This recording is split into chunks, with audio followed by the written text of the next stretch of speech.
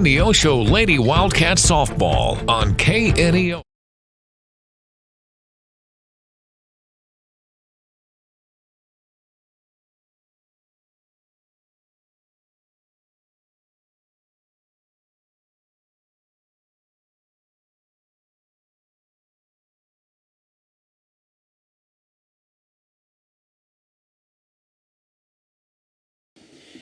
And good evening, Wildcat fans. Welcome from the Marion Family Complex. It's a dreary old day. John Ball, Jim Jackson, and Matt Ball with you. The Lady Wildcats are going to take on the high-flying Eagles from Joplin. And Jim, it actually is a little worse weather today than it was yesterday when we canceled the ball game. Go figure the weather, right? You just never know. We've had some light rain here for the past hour and a half, but starting to let up, and there was some rain in Joplin a little while ago, but that's kind of split off into some other areas. So I think we'll be fine. The girls are here. They've warmed up. They are ready to go, and I wouldn't be surprised if they start just a little bit early to try to get this game in. But the Cats are coming in with a 12-6 record, and boy, we had a great game last Thursday night with Olivia Embry pitching a one-hitter, striking out 16 batters. Yeah, it really was. It was an exciting ball game, and as we said, unofficially, and when you say unofficially, you mean that you don't know for sure because you can't find anybody to tell you otherwise. Unofficially, her 16 strikeouts is a school record. And what is remarkable with her outing the other night, the first 10 batters she faced, they all struck out. And no single ball was hit to the outfield. We told Coach Goodell after the ball game, I said, you could have just let the outfielders off for the night, just played with 6 players out there because you didn't need them. And just a little pop-up in the infield is about all they could get, or a little bunt and thrown out at first. And, Olivia made a quick game of everything last Thursday night in that 4-0 victory over the Ozark Tigers. Well, this is a rain-delayed ball game that we want to remind everybody. This is a rain-delayed ball game because of a ball game that was postponed last night with the Joplin Eagles. Joplin comes in with a record of 8-13. Boy, they have taken it on the chin, though, Jim. They have lost the last 10 games in a row, including on Monday night, lost to Seneca, who we beat 14-0. Yeah, Seneca came back, I think, in the latter innings and scored 3 runs. They were down. But in Joplin's defense, they played some tough ball games and some competition in some tournament play. Some teams out of the Oklahoma City area and that are highly ranked in the Sooner State. So it makes a difference. But, Joplin always plays Neosho tough, and we saw that last year in districts, which we defeated them up in Lee Summit, Missouri. But different game today, and a couple of players. Ava Wolf is back for the Eagles. She is one of their top pitchers. She is a senior, so she will be in the circle this afternoon for Joplin. Yeah, I'll tell you what, last year Ava had a record of 12-9. She hit .443 with 22 RBIs. You can't ask for a whole lot more than that. For a new head coach, the new head coach is Jaron Hollett. He was the assistant over at Carthage for many, many years. He brings 15 years experience in this softball deal. And talking to him a while ago, he said this is just a fun-loving group of kids. They know how to work hard in spite of the little rut that they're in right now, and they love each other as well. The other gal that's on this ball club is Lily Glover. She's going to be playing third base, and she drove in 19 runs and scored 18 last year. And then the Wildcat killer, Carly Bobsky, she came into the circle and she got the Cats. And then there's also a sophomore, Ella Watts, will be in the circle as well. They average 4.8 runs per game, and they give up 4.7. So if those things all go together, the Cats should have a good opportunity to win this ball game tonight, go 6-0 in COC play, and then we will go to Republic tomorrow night. We want to remind everybody to be with us. We will be in Republic taking on the Tigers there. Pregame show is at 4:30, and then we'll start at 5 o'clock. This is the pregame show, speaking of pregame show, that is sponsored by the ProLube Tire and Auto Center. We're going to take a 3-minute timeout, and then we'll be back. You're watching the Lady Wildcats on the KNEO and Neosho Wildcat Sports Network.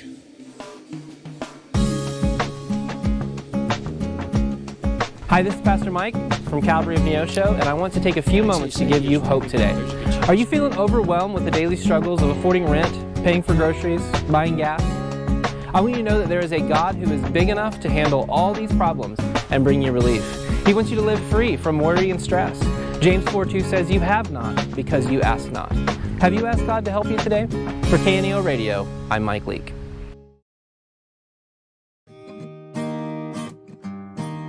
Hi, I'm Pastor Mike of Calvary of Neosho, and I want to take a minute to share grace with you today. And what is grace? Grace is when someone gives you something that you don't deserve. I haven't done anything to deserve God's forgiveness, but He gives it by His grace. I haven't done anything to deserve God's love, but He gives it by His grace. I haven't done anything to deserve a bright future, but God has made a way for me to have one by His grace. Titus 2 says, "The grace of God has appeared that offers salvation to all people." Have you accepted that gift of grace? For KNEO Radio, I'm Mike Leake. Hi, I'm Pastor Jeremy Bridges with the Canopy Church, and I want to take 30 seconds today to encourage you to pray. Because our prayers have the power to move heaven. James 5 says the prayer of a righteous person is powerful and effective. When we pray, God listens. When we pray, situations can change. When we pray, miracles can happen. And heaven moves on our behalf, simply because we pray. Take some time today and pray. For KNEO Radio, I'm Jeremy Bridges. Hi, I'm Barry Reel with First Free Will Baptist Church of Neosho, and I want to give you some encouragement today. None of us are perfect, but sometimes we feel like we have messed our lives up so badly that even God can't fix us or help us. I want to assure you that's not the case. In Romans 8:28, we read that God causes all things to work together for good to those who love Him and are called according to His purpose. That means that God can even use your mistakes to do good in your life. I want to encourage you to trust God and let Him give you peace about your past, a purpose in your present, and hope for your future. With KNEO Radio, this is Barry Reel.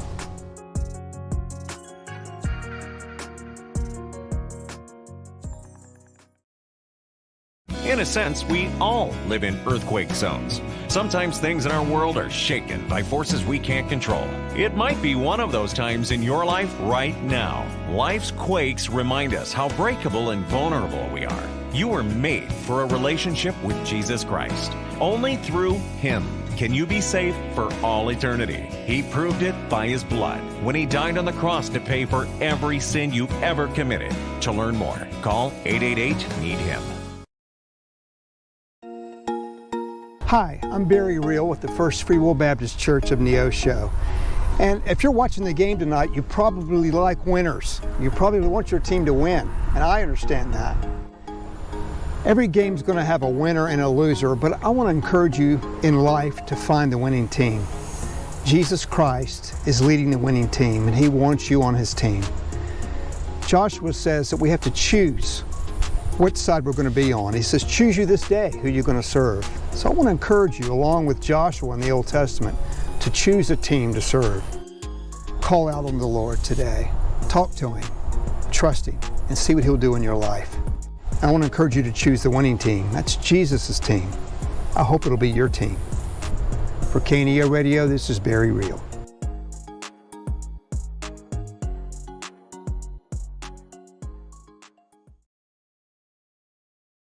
Welcome back to the Wildcat Sports Complex. We're getting ready to play softball here in just a few minutes. But, Jim, let's talk for a minute or two about some of these batting averages, because some of these girls are doing really, really well. Autumn Kennard, specifically, who's catching tonight, has had 5 home runs, but she's batting .481.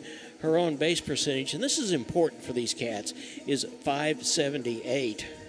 Journey Arnold is next. She's got a batting average of .448, and her on-base percentage is .468. Kendon Smith is next. Her batting average is .400. Her on-base percentage is .491. Addie Hart, a little gal that had a couple of really nice hits the other night, and one of those people that can hit a line shot to any field, whether it is she can take a ball that's on the outside corner and drive it into right field just as easy as she can turn on one going to third base. Her batting average is .364, but her on-base percentage is .517. Tells you a little bit of something about her ability to be able to stand up at the plate and make good decisions. Kylie Tomlinson, the little shortstop, is hitting at .350. Her on-base percentage, and she's one of our speedsters, is .422. Sadie Leach is hitting .304, and her on-base percentage is .339. Then the other speedster who is playing center field tonight is Ashlyn Stevens. She gets on base 3.06% of the time, which is 300%. She's hitting at a .261, so she walks as well.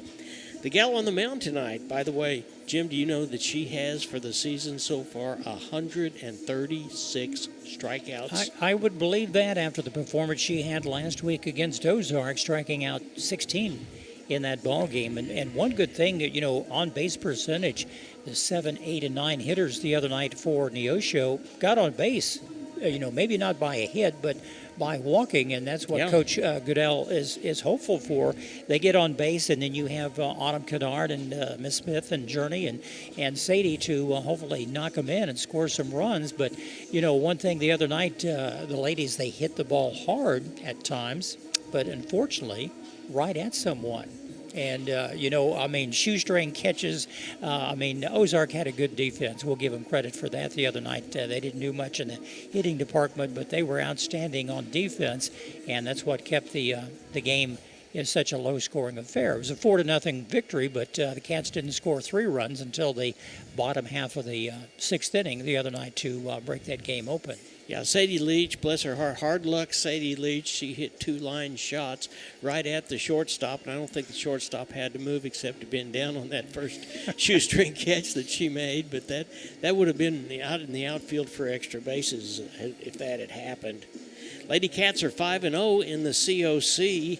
We win a ball game here tonight again. Not only is this a district ball game because Joplin is in our district, but they're also in the COC with us. That would put us at 6-0. Cats score 6.3 runs per game, and they give up 2.5. We want to remind everybody to be with us tomorrow night at Republic when the Cats will take on the Republic Tigers of Lee Dishman. Boy, they've had a struggle with it too. They are 10-10, which is not something you expect out of them. They've lost 4 out of the last 5 ball games, Jim. It is a very tough conference, tough district, and all these teams, they play in so many different tournaments throughout this young season that, don't let those records fool you because anything can happen. These are some outstanding teams, but they do play some tough competition.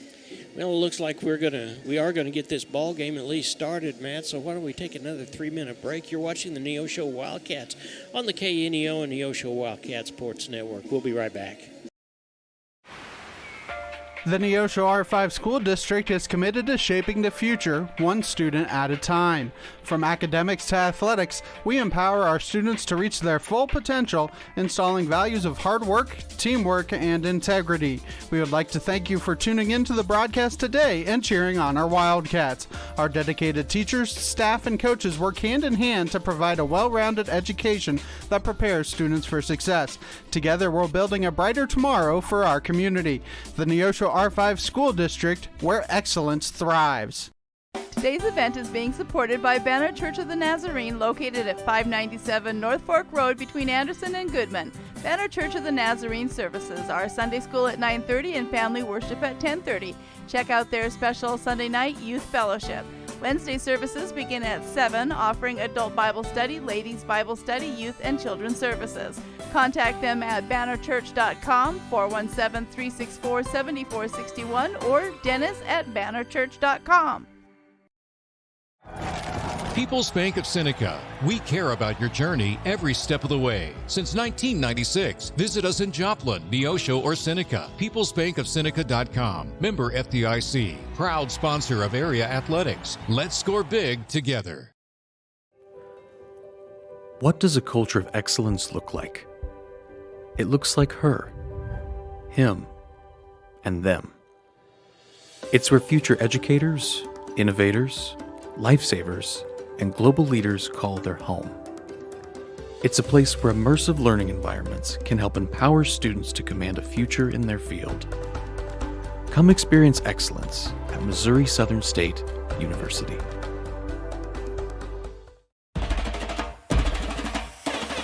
Today's sporting event is being made available for your family by Chris Wright of Dig Right Equipment Rental, located just off Highway 49 at the Carterville exit by Casey's. Open Monday through Friday and Saturdays till noon with rentals of outdoor construction equipment and even attachments for your machines. Chris Wright of Dig Right Equipment Rentals is a proud supporter of today's game. 417-317-4995.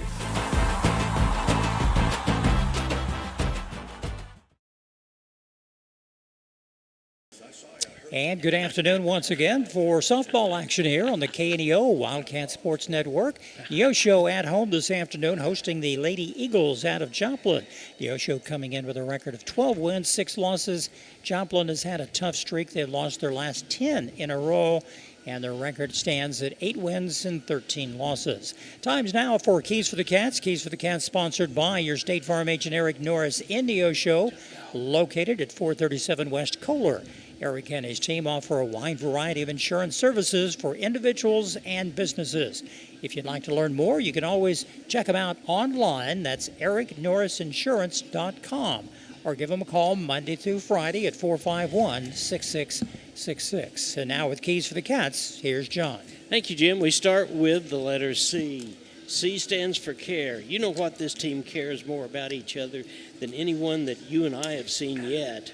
Their dugout atmosphere is very positive. They keep their heads up. If a batter strikes out or grounds out, they always go tell the others what they saw from the pitcher. They've got each other's back. A stands for attitude. This is a fun-loving group that just loves to be together. The looks on their face can tell you just exactly how much fun they're having, whether it's a ball game or whether it's during practice. That attitude will carry them far off into the playoff pictures and for the rest of the season. T stands for trouble. One of the things that we need to keep doing is we get on the bases, we need to cause trouble. And we talked about that. That's why we talked about that on base percentage a little while ago. Our ability to run aggressively and smart is one of the biggest reasons that we cash in on scoring opportunities. S, we need to stay focused. Coach Cadell says one goal is to win every COC game. We do that by reminding ourselves that we are a good ball club. If we stay focused, we'll win the prize at the end, and that end is going to be a victory. And if we had a bell out here, we could ring it. So maybe at the end of the ball game, you and I just need to go ding, ding, ding, ding, ding. We could do that, or they could have a fundraiser and put a bell out here for the ladies because they deserve it. They've had a great season so far, 12 wins and 6 losses. And just think, another 2.5 weeks, John, we'll have districts, and all that district action will be right here, and we'll have all that coverage of the Cats games during that time. And I think that starts October 15th, if I'm not mistaken about that. So that's just I think 2.5 weeks. And I guess you and I could say that we have paid our dues. We have a right to be here. We have traveled all over the stinking state in order for districts, including Kansas City last year. So having those people down here, and it'll be a great opportunity not to just watch your Lady Cats, but to see some other ball clubs and see some really, really good ball games. Should be, and that, we'll look forward to that. And don't forget, tomorrow night, like John mentioned, it will be in Republic, that game time, 5 o'clock pregame at 4:30. And then Friday night, we're doing something. I think something's going on in Neosho at Bob Anderson Stadium. We are. We're going to play the Webb City Cardinals, who are 3-1. The Cats come in at 4-0, and at halftime, we'll have something really, really special because before that, we're going to recognize the very first 4 inductees into the Wildcat Hall of Fame. They're going to be Coach Calvin Lane, who was a studier of the football fields for years and years and years. Coach Harry Lineberry. Also Jessica Jackson, who lives just down in Arkansas. And, of course, Mark Sparks. I had an opportunity to get with Coach Lineberry. In fact, he'll be on the halftime show. And he's got a pretty interesting story about Mark Sparks. I asked him, I said, how do you feel about being inducted into the Hall of Fame with two people that you coached? he said, man, that is special. It Yeah. is really special. Yeah. So we're excited to be able to do that. Let's take one more time out and come back, and we'll have the starting lineups, and we'll get this ball game underway. You're watching the Neosho Wildcats on the pregame show that's brought to you by ProLube, the Tire and Auto Center. We'll be right back after this. Compton CPA Group PC, located at 112 Northwood in Neosho, is a full-service accounting firm and is proud to support the Neosho Wildcats. Compton CPA Group PC can assist you at every stage of your financial life and help you work toward your financial goals. From tax preparation to bookkeeping services, Compton CPA Group PC has you covered. For all your tax and business affairs, call 417-451-2932 or learn more at ComptonCPAGroup.com. Looking for a personal checking account with real rewards? Open a Community Choice checking account at First Community Bank and earn up to $200. Get $100 when you set up direct deposit and another $100 after just 15 debit card purchases. No monthly service fee, free online and mobile banking, and interest paid on your balance. Open your account today with just $50 and start enjoying the perks. Call 888-780-8391 or visit firstcommunity.net for details. First Community Bank, where community comes first. Member FDIC. See Bank for complete details. Looking for extra space near Neosho? At 86 Mini Storage, we offer secure open parking for RVs, campers, and vehicles. Plus, we have a selection of storage units that can hold whatever you need. Conveniently located in Western Neosho with 24-hour access for our customers, and right now, your first month is free. To find out what spaces are currently available or request a unit, visit 86ministorage.com or call 417-621-1601.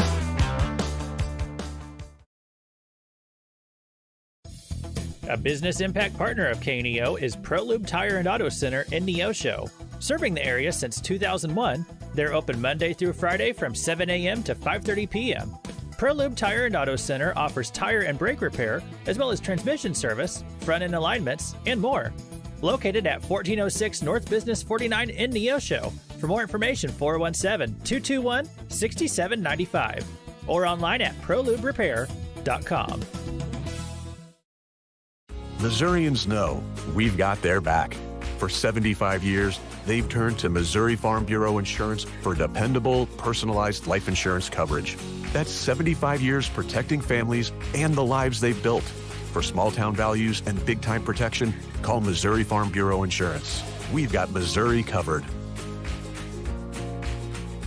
I am Josh Dotson with Missouri Farm Bureau Insurance Services. If you're in Missouri, I'm for you. If you're a weekend warrior who likes to go, go, go, don't let pain put the brakes on your pace. When you need help with an injury that keeps you from moving, you want an orthopedic team with a proven track record. Freeman Orthopedics and Sports Medicine is nationally recognized and were recently named CareCheck's #1 hospital in the market and top 10% hospital in the state for hip fracture repair. Freeman Orthopedics and Sports Medicine, the experience you need to keep pace with life.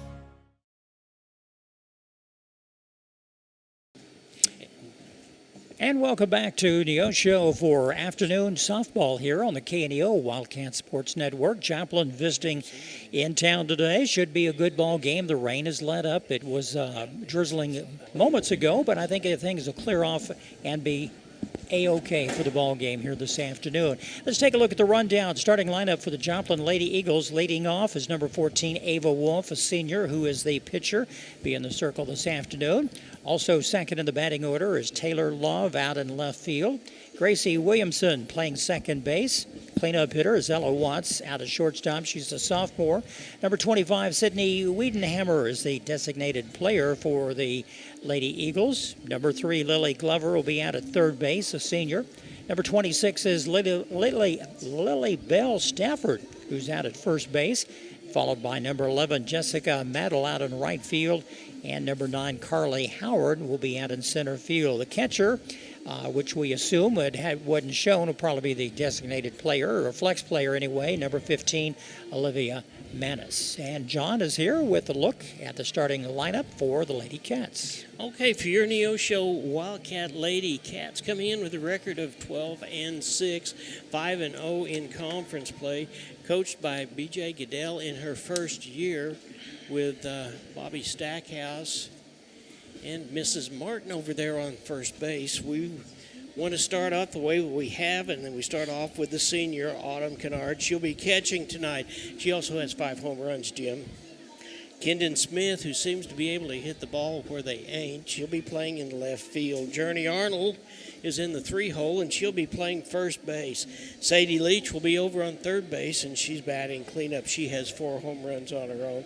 Abby Hart, who kind of sleeps over there at second base, has still got some power, and I don't mean she sleeps. I mean she is sneaky powerful. She's able to hit the ball anywhere, and she's got a couple of home runs on her own. Olivia Emery will be in the circle tonight. Carly Mahurin will be batting 7th and playing right field. Kylie Tomlinson, the shortstop, will be hitting in the 8th position. She hits from the left-hand side of the plate, and number 9 will be Ashlyn Stevens. If we can get those girls on, then it's the top of the batting order again, Jim.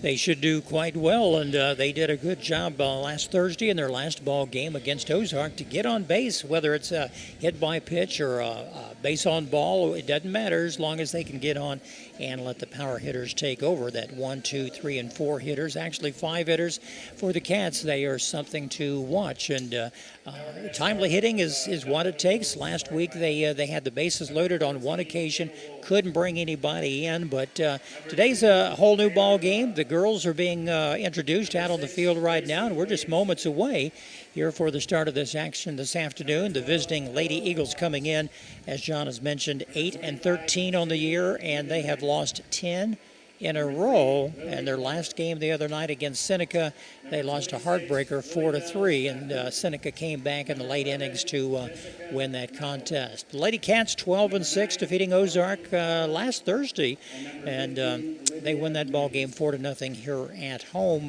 The game scheduled for yesterday is this game here this afternoon. We had all that rain in the area, and most of it's moving out. And the game tomorrow in Republic, John, I guarantee you we're going to have some sunshine. Yeah, there will certainly be some sunshine. Hey, about this time last year, we played Joplin, and we beat them 3-0. Then, of course, we played them in the district playoffs as well. So we know these girls real well, and they know us real well, too. So we're excited to get this ball game underway. We will be going here in just a minute or two. Looks like the officials are out there, and we will get this ball game underway. Well, the field dries very quickly. It is an artificial turf, both infield and outfield, and we're standing now for the playing of our national anthem.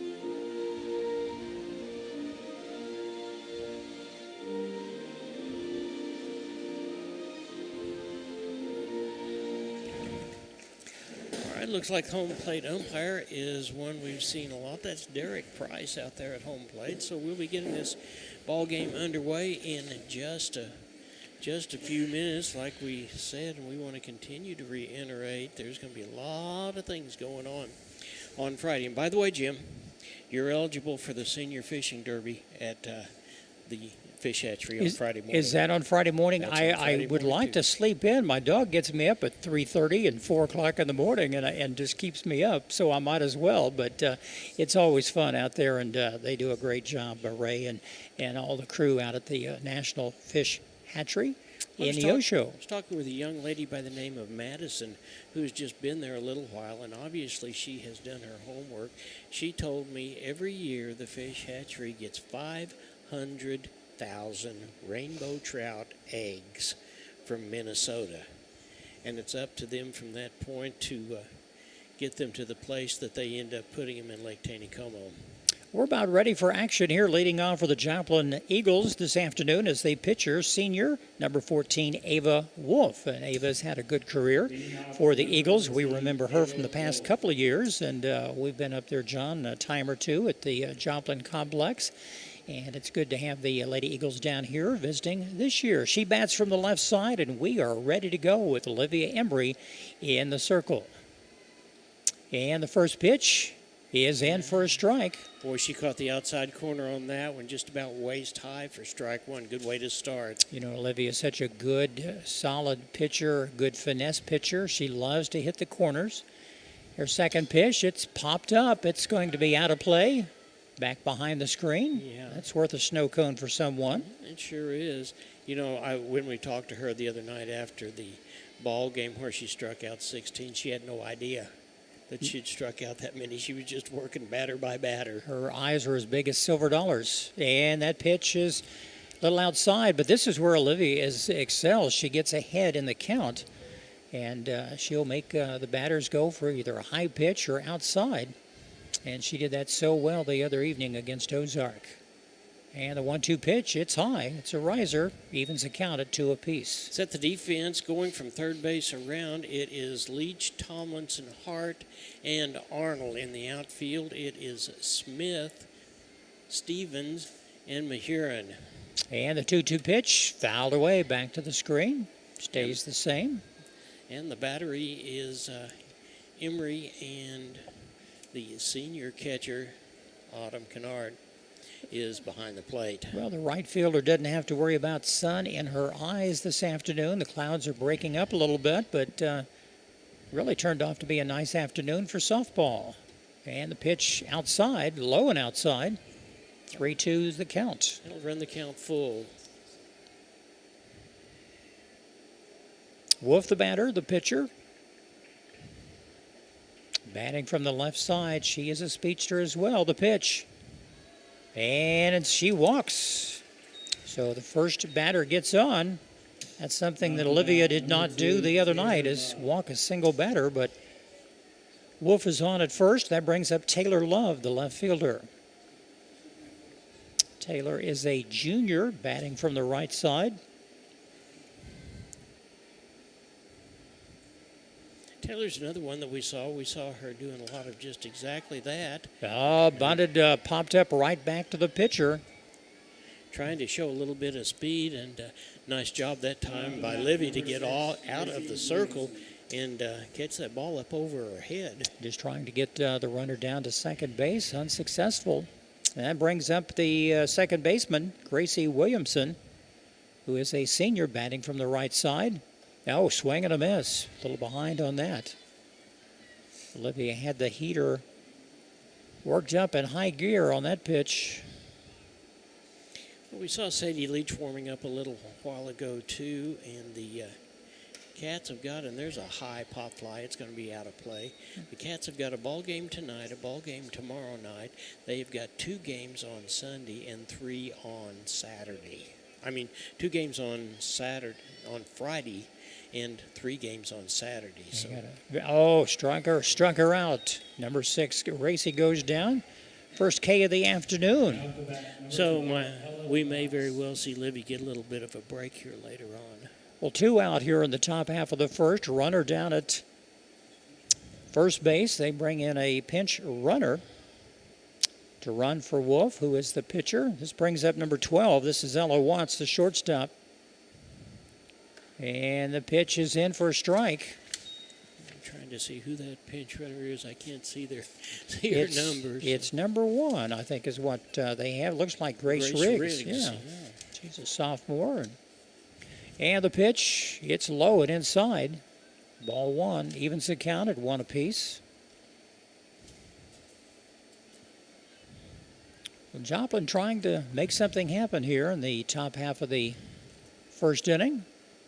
It's fouled away off to the right side. Out of the park on the right side. 1 ball, 2 strikes on Ella Watts.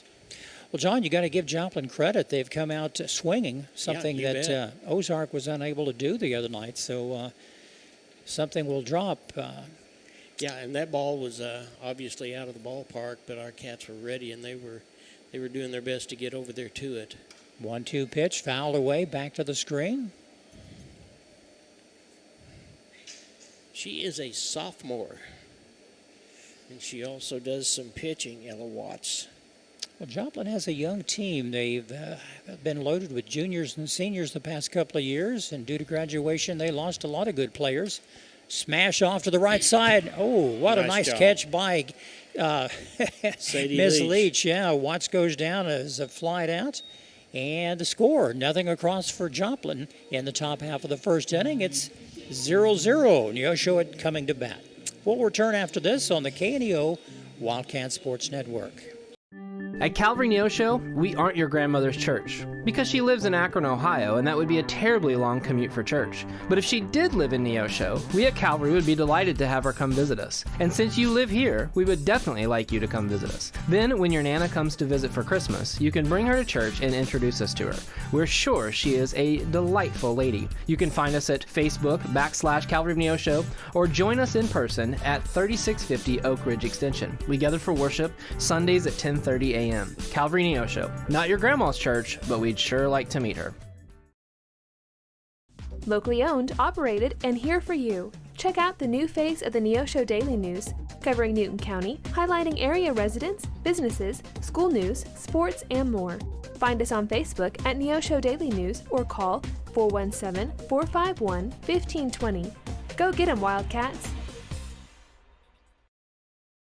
Crowder College, your future, our focus. At Crowder College, we have 6 convenient locations in Southwest Missouri and online programs to fit your needs. Flexible scheduling provides a pathway to a career or the opportunity to transfer to a 4-year university in a variety of programs. Cheer for the Rough Riders at athletic events. Use the Missouri A+ Scholarship Program for free tuition and common fees. At Crowder College, your future is our focus. Apply today at crowder.edu.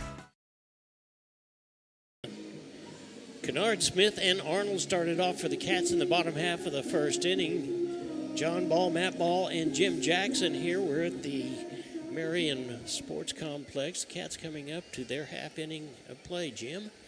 Well, Autumn is catching. She's behind the plate today. She played center field the other day, and she is just a great all-around athlete. First pitch is low and away for ball 1. She's committed to go play at Tulsa, so... over in Oklahoma, they believe in their softball. So they certainly for her do. To be able to do that is a pretty good feat. That she fouled that one off for strike 1. That evens a count at 1-1. Good swing by Autumn and good cut. She has power. She's not a, real muscular girl. I mean, she is just, she can do everything.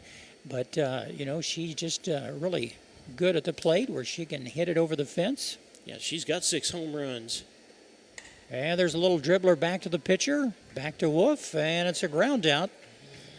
Quick work of Miss Kennard. And that will bring up Kendon Smith, the left fielder. Yeah, that was a change-up, and it kind of fooled Autumn just a little bit, and she had to really reach out there and was just able to tap that ball. Kendon comes from a good family of athletes. Her brothers have done well in football and basketball over the years. There's a called strike on the outside corner.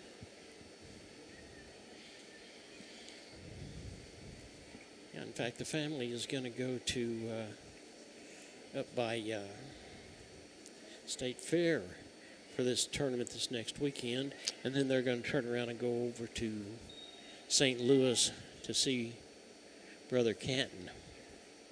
They're all over the place. They put, they probably get an oil change every week with as many miles they put on their vehicles. But that next pitch was low and into the turf, evens the count at 1 apiece.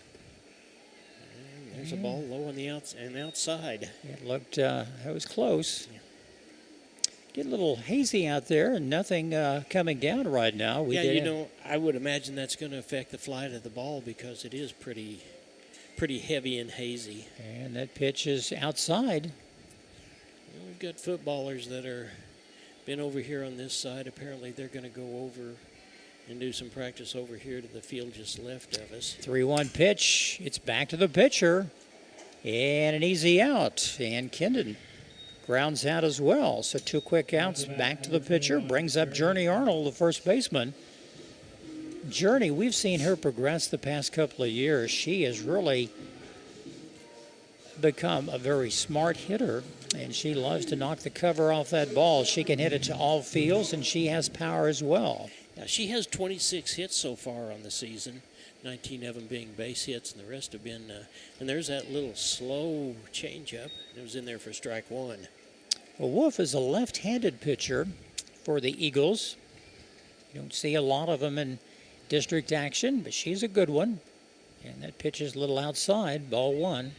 Talked with Coach Brandon Snyder, who coaches over at Ozark now, and he was the head coach at Joplin. He said when he talked about playing them, he said, I've known her since she was a little girl. She's just like a niece to me. He said, I felt kind of bad about us beating them, but he said, not that bad.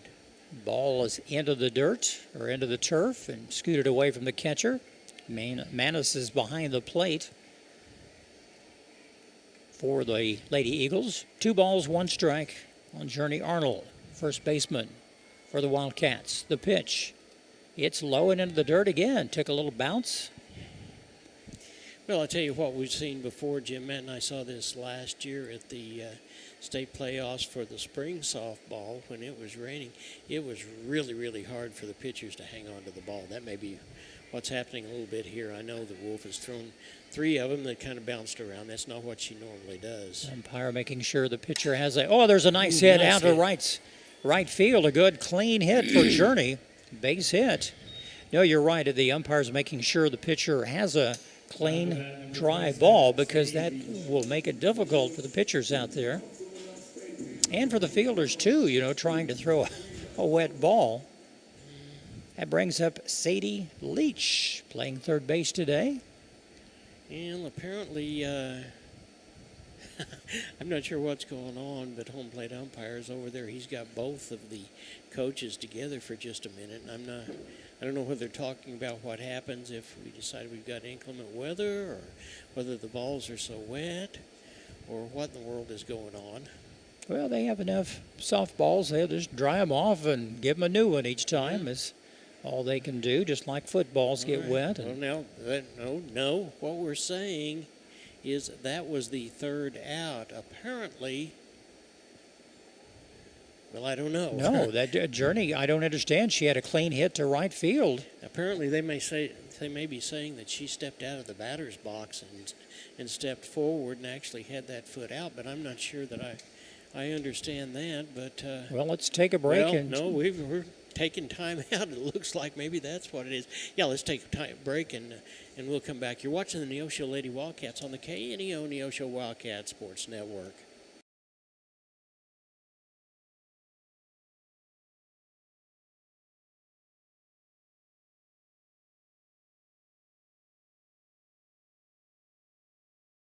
Financial investments are very important, but so are the investments of time, patience, and encouragement our young athletes receive from their coaches, teachers, and mentors.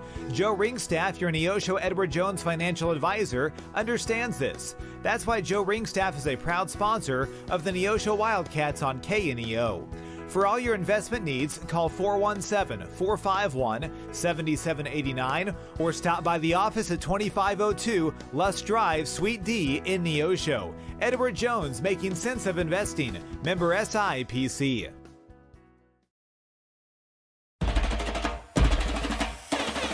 Today's sporting event is being made available for your family by Chris Wright of Dig Right Equipment Rental, located just off Highway 49 at the Carterville exit by Casey's. Open Monday through Friday and Saturdays till noon with rentals of outdoor construction equipment and even attachments for your machines. Chris Wright of Dig Right Equipment Rentals is a proud supporter of today's game. 417-317-4995.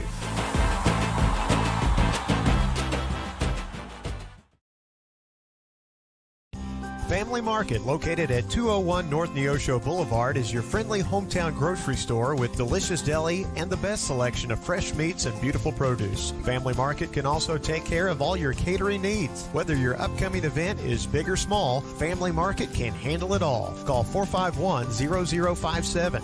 That's 451-0057. Check out the Family Market Facebook page for weekly specials. Go Wildcats from Family Market of Neosho. Family Market. Forbes asked and the people answered. Missouri Farm Bureau Insurance is one of America's best insurance companies. Forbes recognizes what our customers have known for generations. We are committed to protecting families and the lives they've built. For auto, home, life, and business protection, call Missouri Farm Bureau Insurance. We've got Missouri covered. I am Josh Dotson with Missouri Farm Bureau Insurance Services. If you're in Missouri, I'm for you.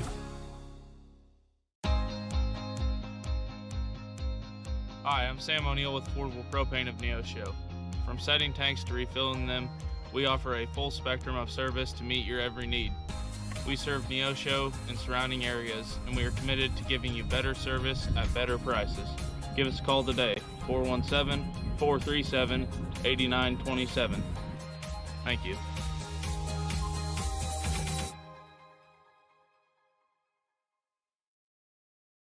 And welcome back to the Marion Family Complex. And if you are confused, you're not in this by yourself. We're confused as well. We don't know exactly what's going on, but home plate umpire Eric Price had stopped everything and went over and talked to the two coaches.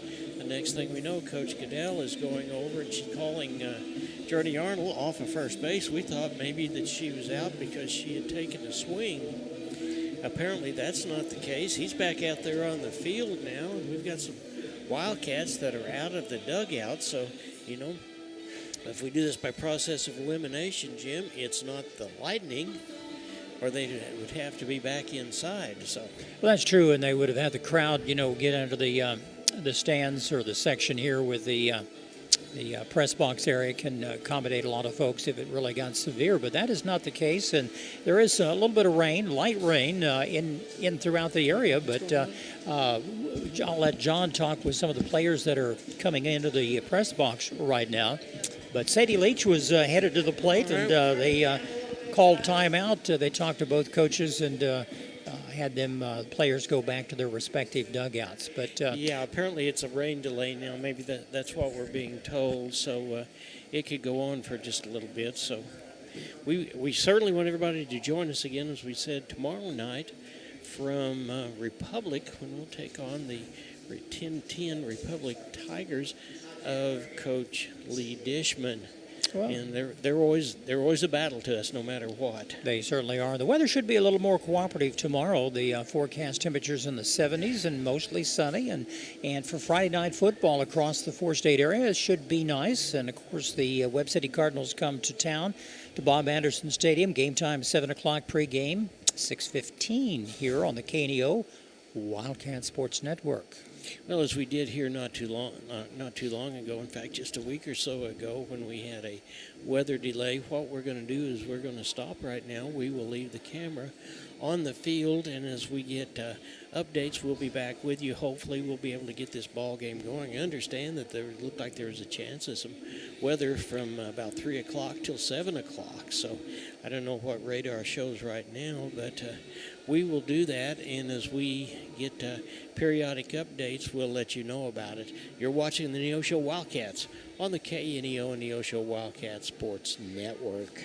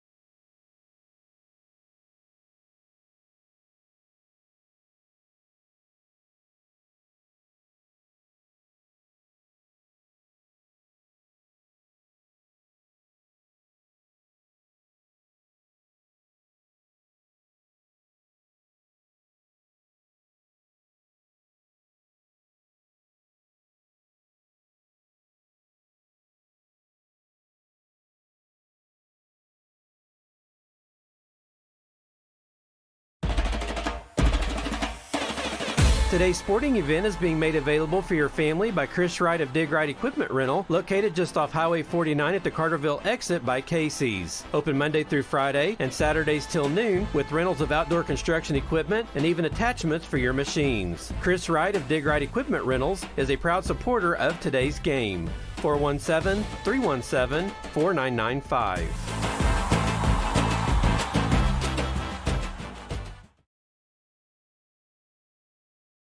Well, welcome back to the Marion Family Sports Complex. John Ball, Jim Jackson, Matt Ball here with you, and a little bit of an update. And the update is we really still don't know anything. What we see out there over in the far corner by first base is the two head coaches and the two umpires. Just about the time we thought it was going to clear up a little bit. And if you can look over here on this other left side, you'll see all the girls from Joplin out there on the field, and we were trying to question exactly how much rain we're actually getting. People in the stands have obviously all got their umbrellas up. Head coach or head umpire Price has had an umbrella, and he has taken it down, and now they're still kind of visiting. So stay with us. We will give you an idea just as quick as we can to when this ball game will get underway. Until then, we'll be back with you.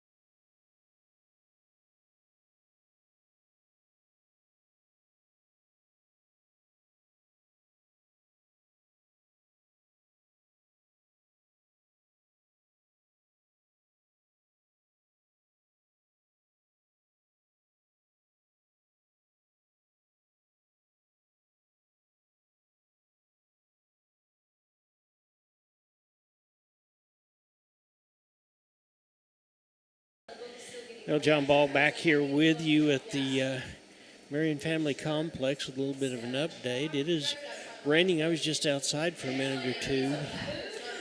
Apparently what the decision is we're waiting for it to let up from raining, which it may not do, but by about 7 o'clock this front should be out of the way.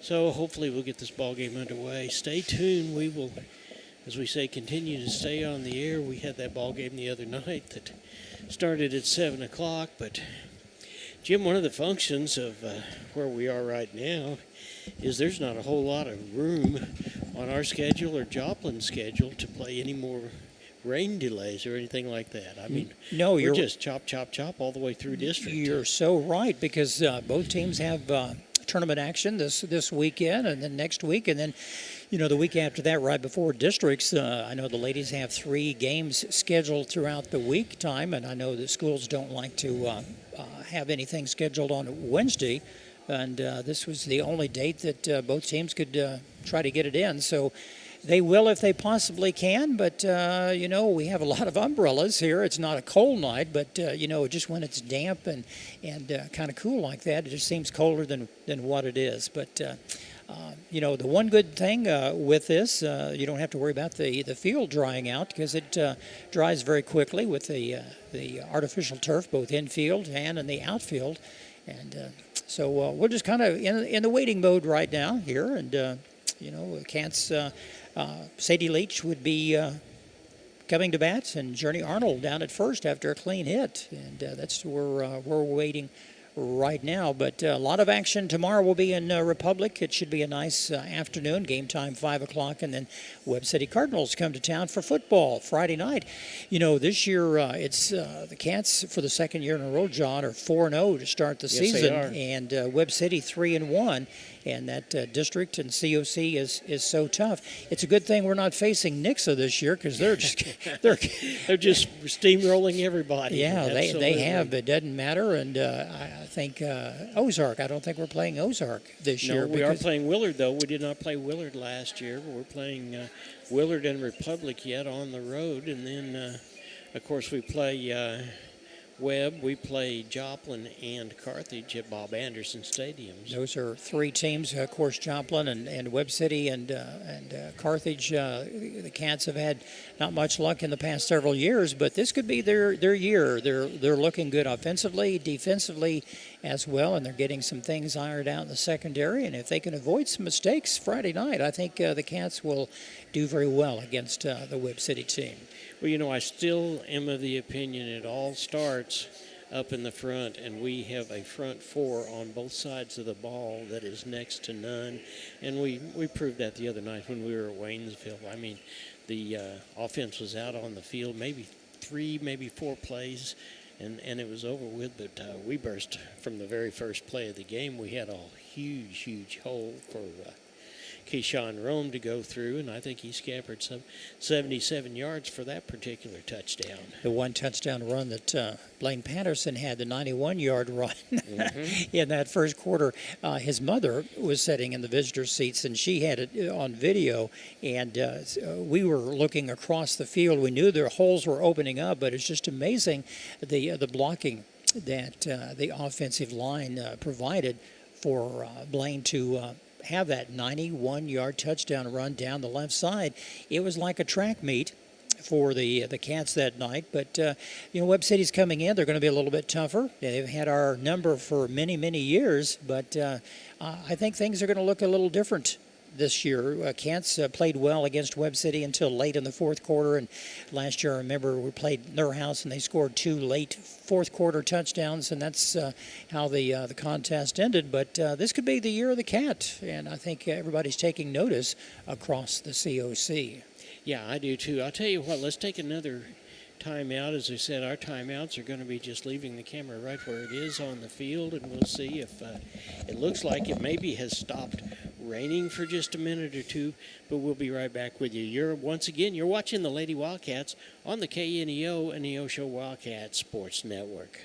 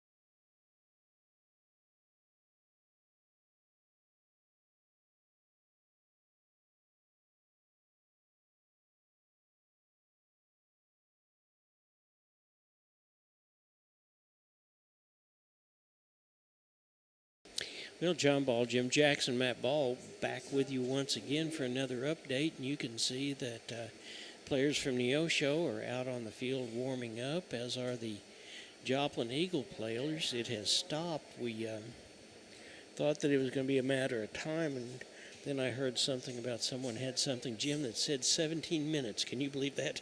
17 minutes and the rain will be over with. So there's, the rain that we've had has been spotty, and once it clears up a little bit, it might dry out a little bit, and then more rain is right behind that. And I'm looking at the radars from the TV stations and also from the Weather Service, and nothing heavy. If it had been a downpour, we wouldn't have anybody remaining no. here. But the girls are back on the field warming up, so hopefully momentarily they get things going. But the Cats are in the bottom half of the first inning. There's 2 out. And Journey Arnold down at first base, and Sadie Leach coming to bat. And Journey Arnold did what Journey Arnold does. I mean, she took an outside pitch and line shot it into right field, and the right fielder didn't have a chance. So, and she got on first base, and Sadie Leach is up. She's getting ready to hit, so we've got some of that firepower too. So we're excited about that. We will get back as soon as we have something more definite to let you know. You're watching the Lady Wildcats from the Marion Family Complex on KNEO and the Neosho Wildcat Sports Network.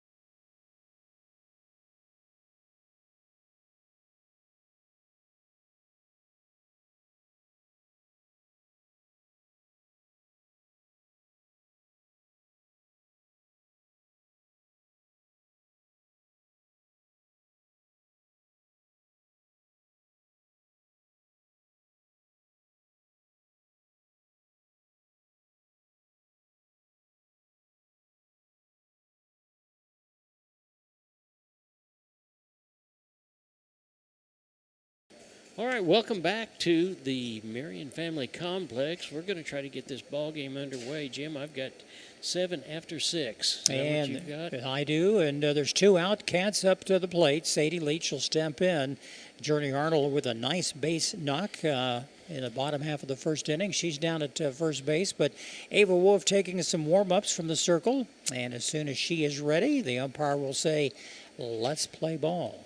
Yeah, after Sadie Leach will be Addie Hart.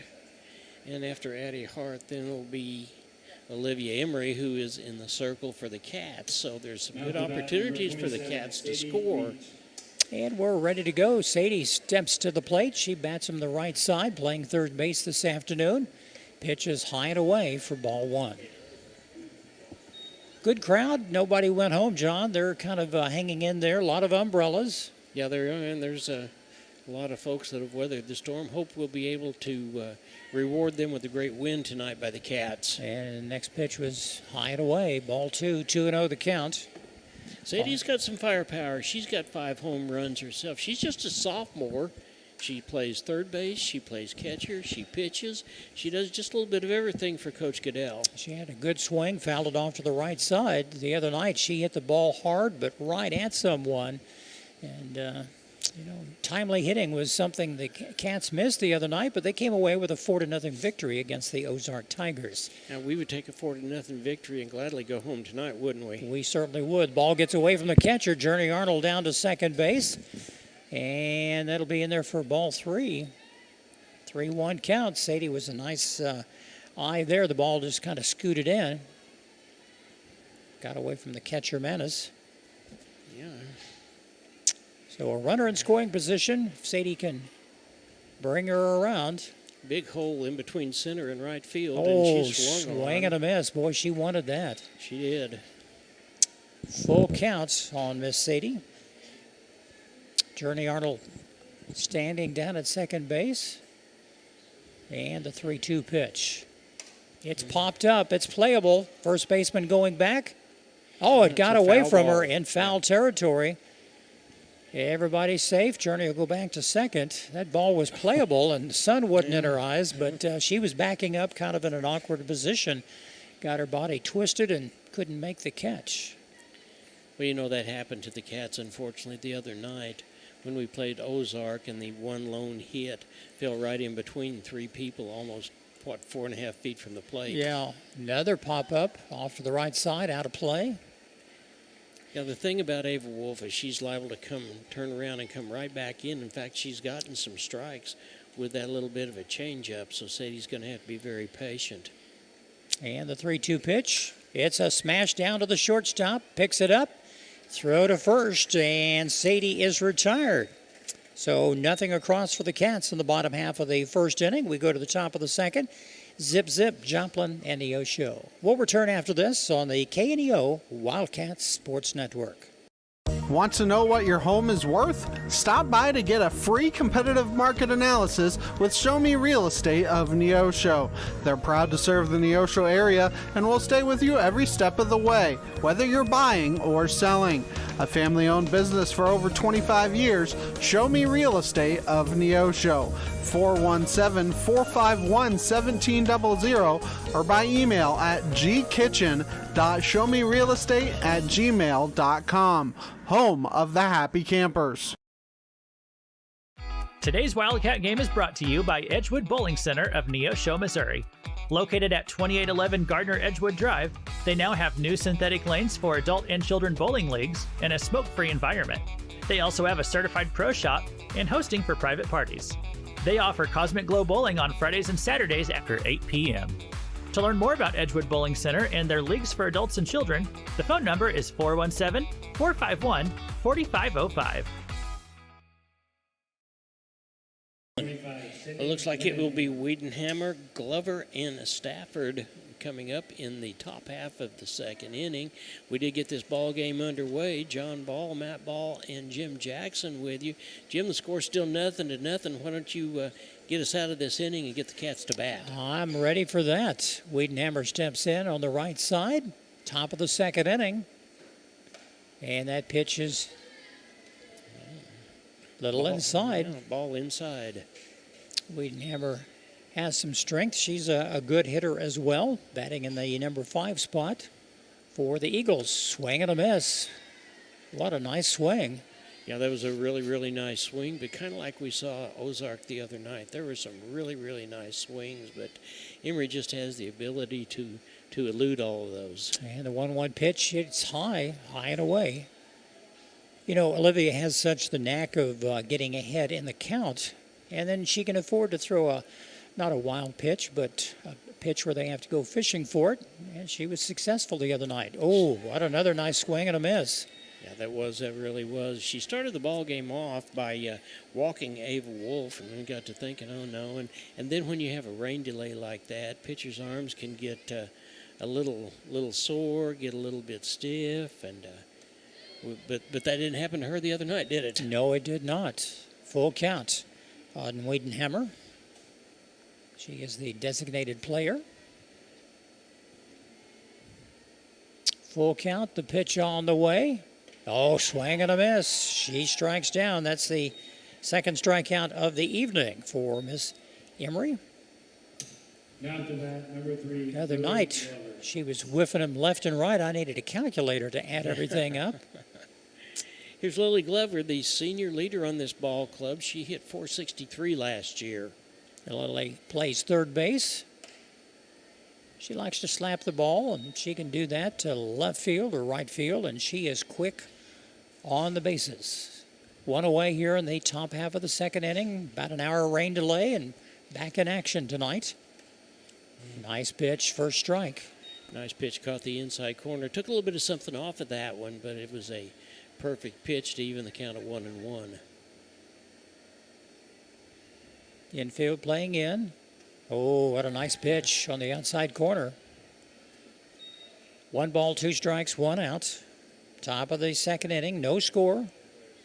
Joplin and Neosho. Cats with a record of 12-16 on the season. They play tomorrow night in Republic. 12-6. 12-6. What did I say? 16? Yes, 12-6. not 16. No, they haven't played that many games. And they play Republic tomorrow night at Republic. The weather should be almost perfect. Temperatures in the upper 70s to be expected, and no chance of rain. Yeah, it should be a really, really exciting ball game. Hope you'll be with us. We'll start at 4:30, and they're swung on. Swing and a miss. She goes down. So Olivia's feeling her groove. She has her third strikeout tonight. Stafford to the plate, playing first base, number 26, hitting from the right side, 2 out. And that ball's low inside.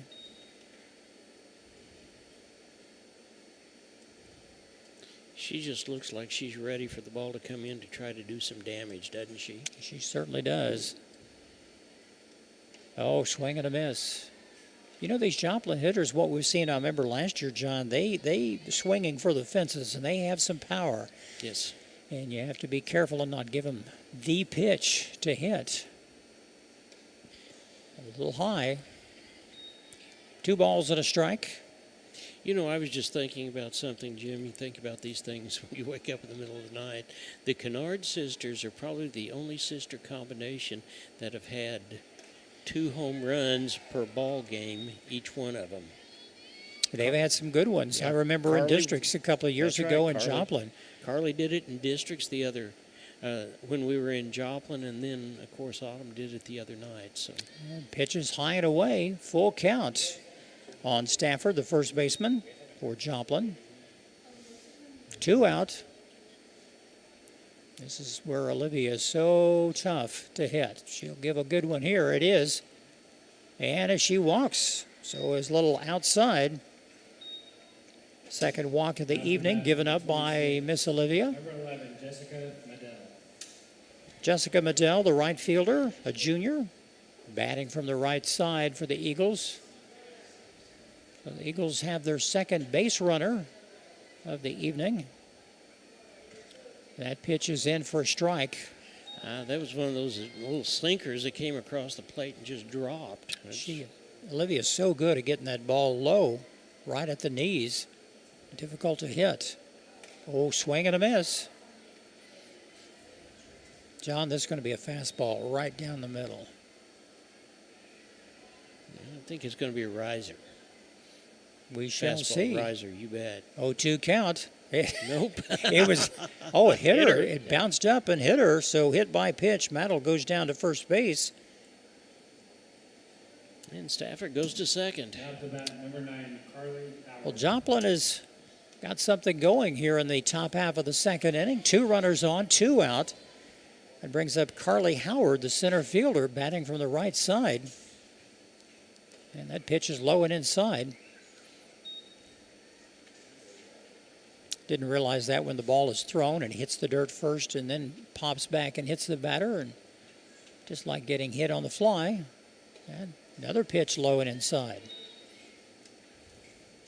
Olivia just needs to settle down and take her time. 2 balls and no strike, 2 out, 2 on. Top of the second inning. She looks over at Bobby Stackhouse. He's calling the pitches. And there's one low and out inside again. This doesn't happen very often, a 3-0 count with Carly on the mound. You sure don't want to load the bases up because that'll bring up Ava Wolf, the leadoff hitter. And that pitch is low, and she's on base. Bases are loaded for the Joplin Eagles. Ava Wolf could really help her cause tonight with a base knock. She bats from the left side. All she needs to do is poke it out in the outfield, and that's going to score at least a couple of runs because they have some speed on the base paths right now. But Olivia has something different to say about this. That's in there for call strike. That was a nice one. Yeah. Right down the middle there. Crowd still here. Good crowd from Joplin. Came down the interstate to be with us. Good to have you with us at home as well. Comes the next pitch. Oh. Call strike 2 on the outside corner. 0-2 counts on Ava Wolf.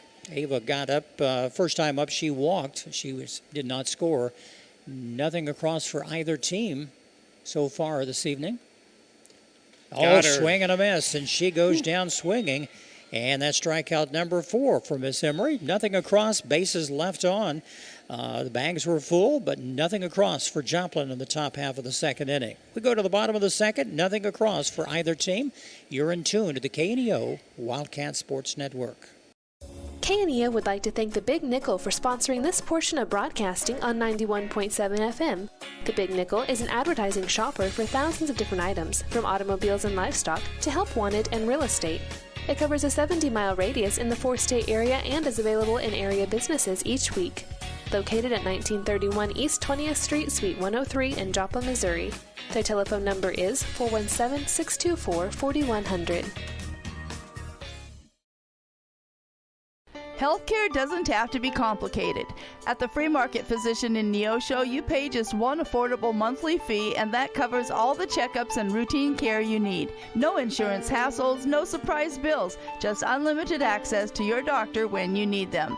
Whether it's a quick visit, telemedicine, or ongoing care, you're covered. Find out how simple healthcare can be. Call 417-312-9499 or visit freemarketphysicians.com. That's 417-312-9499.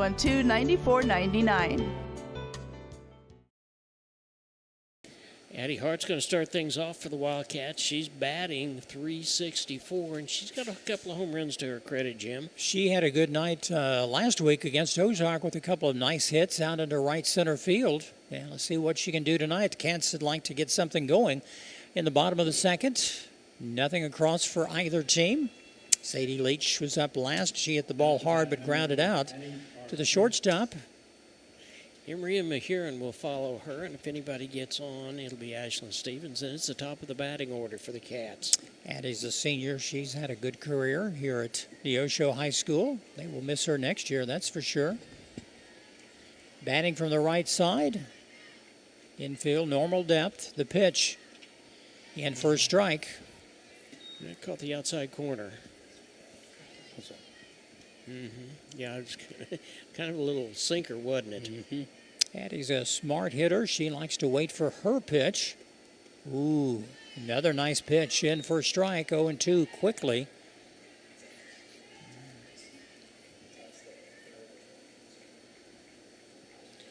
He stands with both feet right on the line. Ooh. Little ouchie. Little change up outside. Olivia tonight for the Cats has 4 strikeouts. Wolf has none so far. 1 ball, 2 strikes on Miss Addie Hart. Oh, outside. It evens the count at 2-2. We're in the bottom half of the second inning, no score, and Addie is first up for the Cats in the bottom of the second. And a timeout there. Getting a new ball in. They're throwing balls in. Yeah.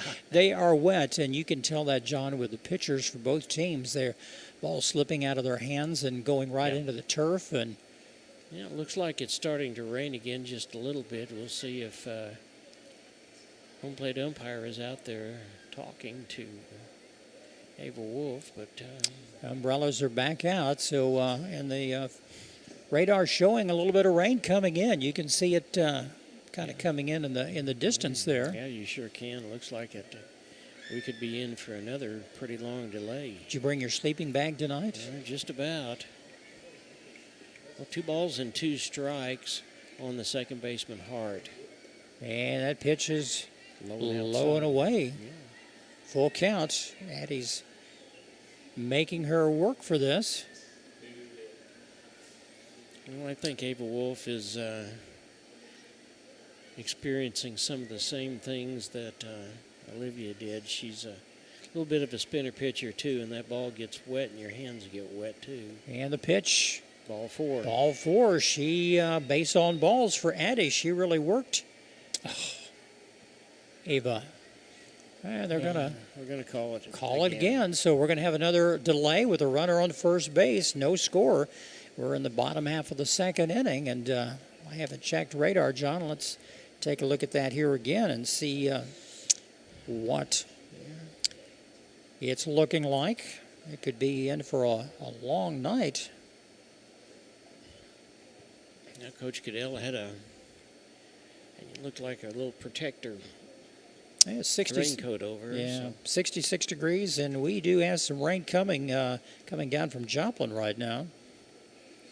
So we will do what we did a little while ago. We will just leave it right here, and looks like Neosho's right in the midst of it, Jim. And, yeah, it's going to be a while. There's some in southeast Kansas still coming this way, and a heavy storm over around the old Pitcher Carton area and Commerce in northeast Oklahoma, and that's going to be here in the next 30 or 40 minutes as well. So it could be a long night for both these teams. We'll see what they decide to do. I know there's really not much time to make this contest up in the next several weeks, unless you play a doubleheader, and that's kind of hard to do. Yeah, that would be a little difficult. You're right.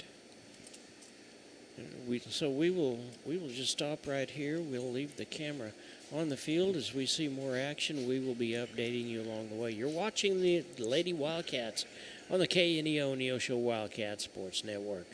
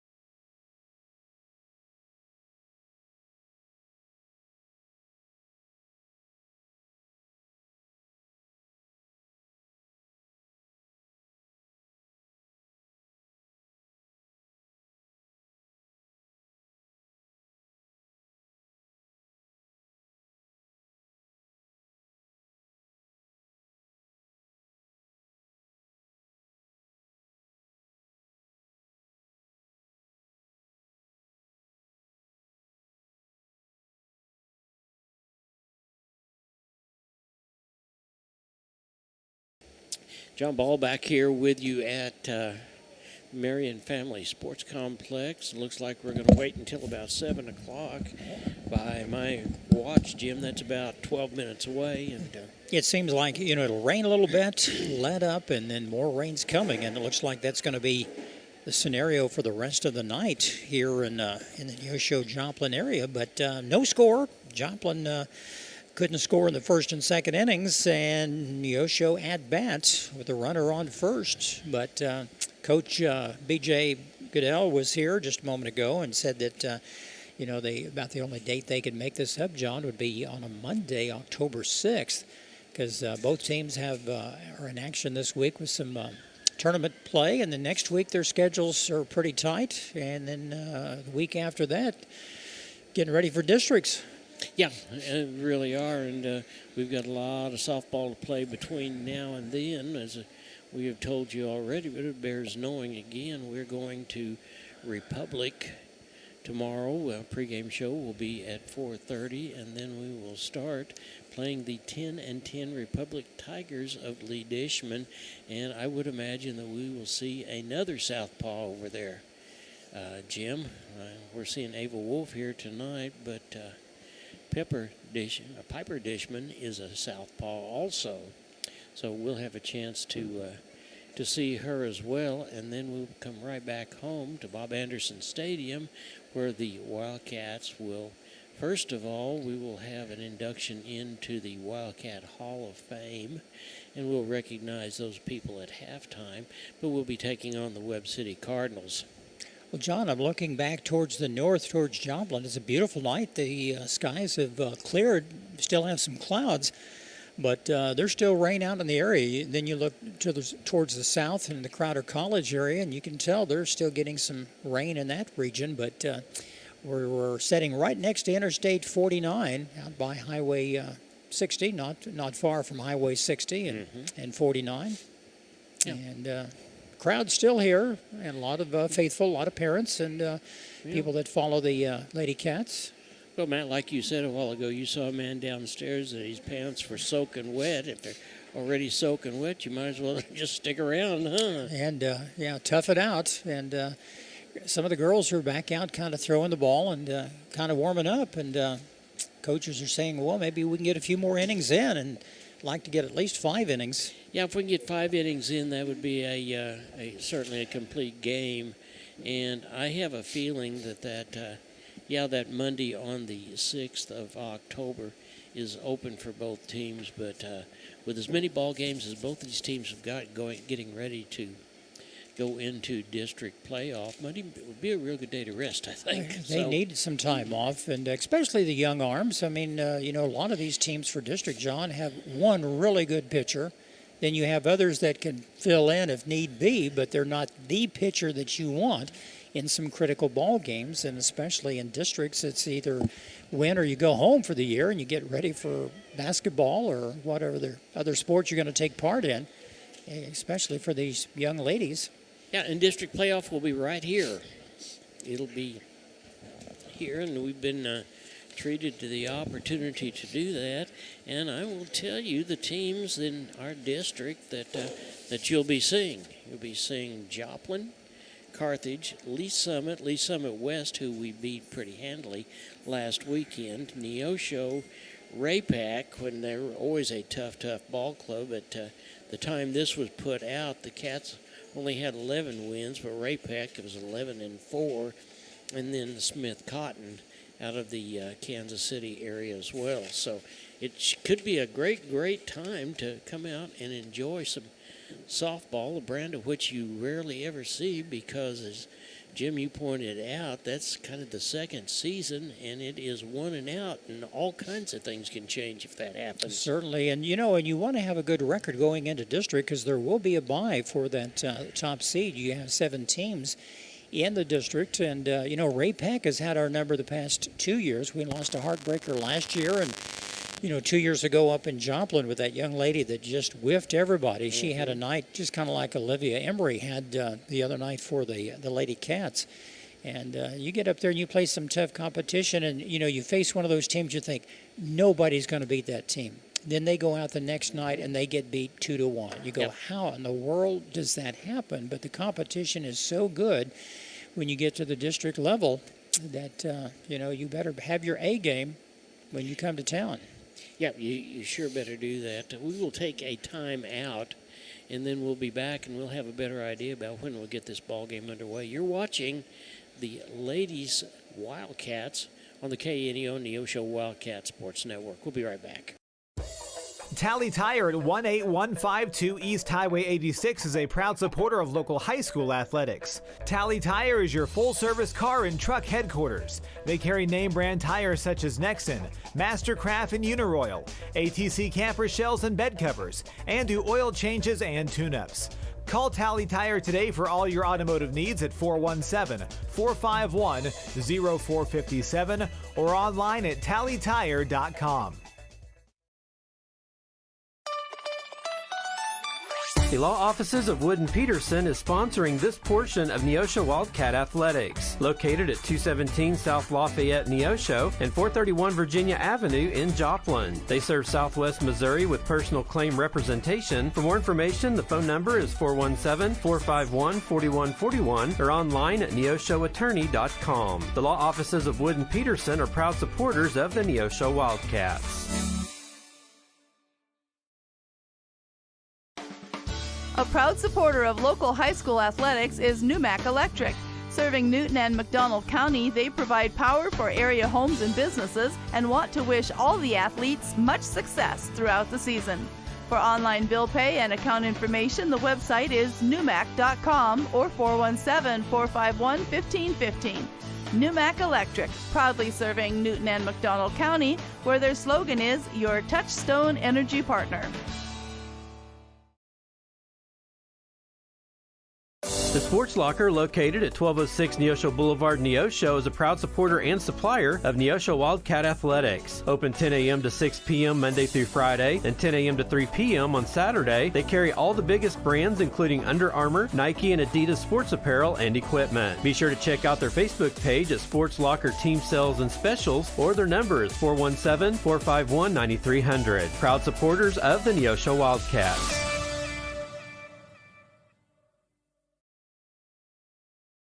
Welcome back. We're at the Marion Family Complex, and this is a time for us to thank some of our sponsors, Jim. So certainly, first and foremost, we want to thank Neosho School District for everything they do and the things that are happening. And hey, if you haven't been to Bob Anderson Stadium and seen the new Jumbotron and the things that are going on there, it's just pretty exciting. So we would encourage you to go do that. People's State Bank of Seneca, Missouri Southern State University, Dig Right Equipment Rental, Compton CPA Group, First Community Bank, 86 Mini Storage, ProLube Tire and Auto Center, and they sponsor our pregame show, so we certainly are appreciative of them. Southwest Missouri State Bank, Josh Dobson, he's your Farm Bureau agent. Freeman Orthopedics and Sports Medicine, Calvary Baptist Church, Neosho Daily News, Crowder College, and Eric Norris, who sponsors Keys to the Cats. He is your State Farm agent in Neosho. Joe Ringstaff, he's your financial advisor at Edward Jones.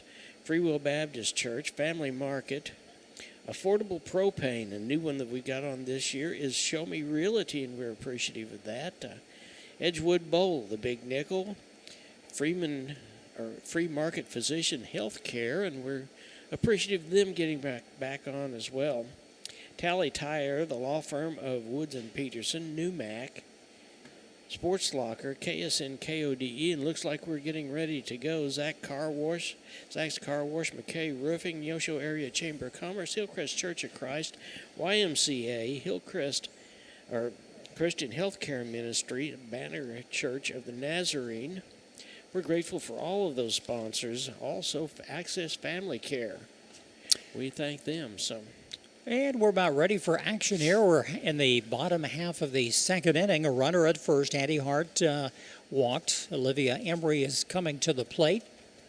And Olivia on the mound this evening has 4 strikeouts. As you recall, the other night against the Ozark Tigers, she had 16 Ks and set a record-setting night for her here as a Lady Wildcat. We're about ready to go. The rain is kind of let up. I'm looking back to the north. It's really a beautiful night, and see if they can get a few more innings in, because the radar shows, John, maybe some more rain on its way in the next hour, but hopefully we can get something going. And here we go. Here's Olivia Emery. She steps in there to face the left-hand pitching Ava Wolf. Runner at first. Cats would like to get something going here in the bottom half of the second inning. Olivia's hitting about 220 and looks like she's going to throw up a bunt, and it is, and it's fouled. Almost caught by the third baseman running in. That was Lily Glover, and she popped it up a little too high, but it went foul. No harm done. Strike one. Yeah, Olivia showed bunt pretty quick, and we saw the speed of Lily Glover down there at third base, and my golly, she did almost catch it. Olivia batting in the 6th position tonight. Ava Wolf on the mound, the senior pitcher for the Eagles. A pitch outside for a ball. That'll even the count at 1-1.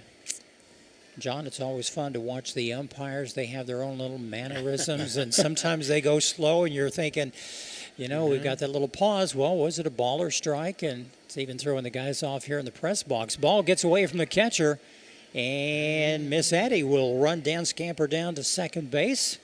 Nobody out. 2-1 count, and a runner in scoring position. So Olivia can help her cause right now with a base hit. Just needs to get something going. The rain has let up right now, but those balls have been very slippery. Both pitchers have had trouble with control in the early innings.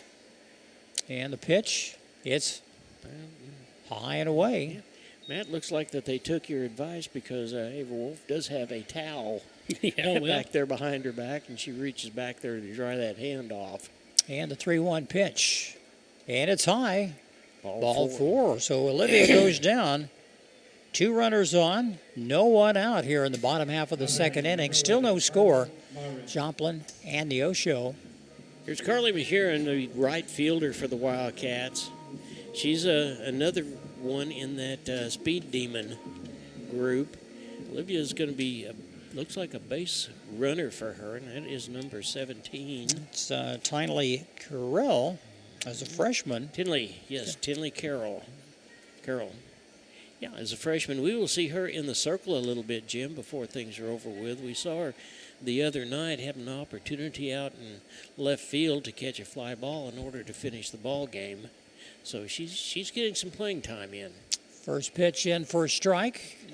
And that pitch a little high and away. A little change-up from Miss Wolf out on the mound. Evens the count at 1 apiece. 2 on. Cats have something going here in the bottom half of the second inning. And that pitch high and away. So Miss Wolf is having a little difficult time with her control here as she comes back after a second rain delay. And we appreciate you staying with us tonight. And that pitch is high again. 3-1 is the count. Well, she certainly does not want to lose this one, because that loads the bases. So if I were Carly, I believe I would be looking for my pitch. And there it is, called strike 2. Nice pitch right down the middle. Full count. Kylie Tomlinson and Ashlyn Stevens are up at the top of the batting order for the Cats. And there's all 4. That was looked like a good pitch, but she goes down. That's 3 straight walks that Miss Wolf has given up for the Joplin Eagles. So the Cats have the bases loaded, no one out. Brings up the left-handed hitter, Kylie Tomlinson. And Joplin wants to talk things over. They bring the entire infield in there and talk about scenarios, and Neosho's going to do the same thing. Yeah, Neosho's got an opportunity with runners on, bases loaded, and no outs. Kylie coming to the plate. She is a left-handed hitter, but she is kind of a slap hitter. She could slap that ball, and she is quick.